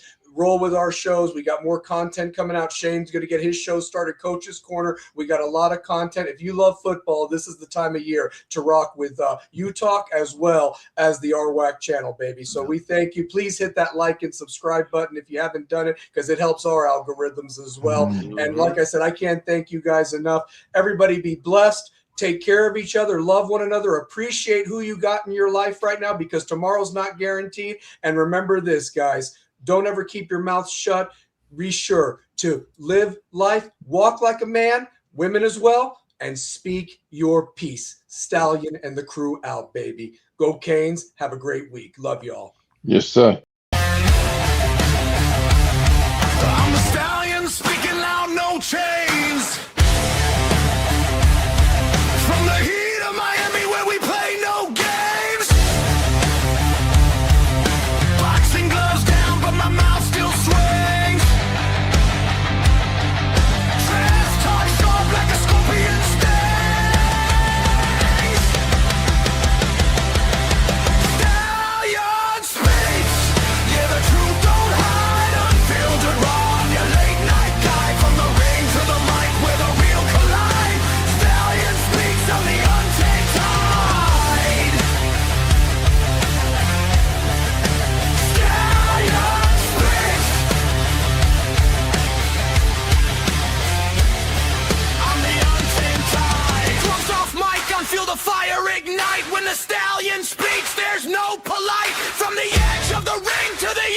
seat. I'm the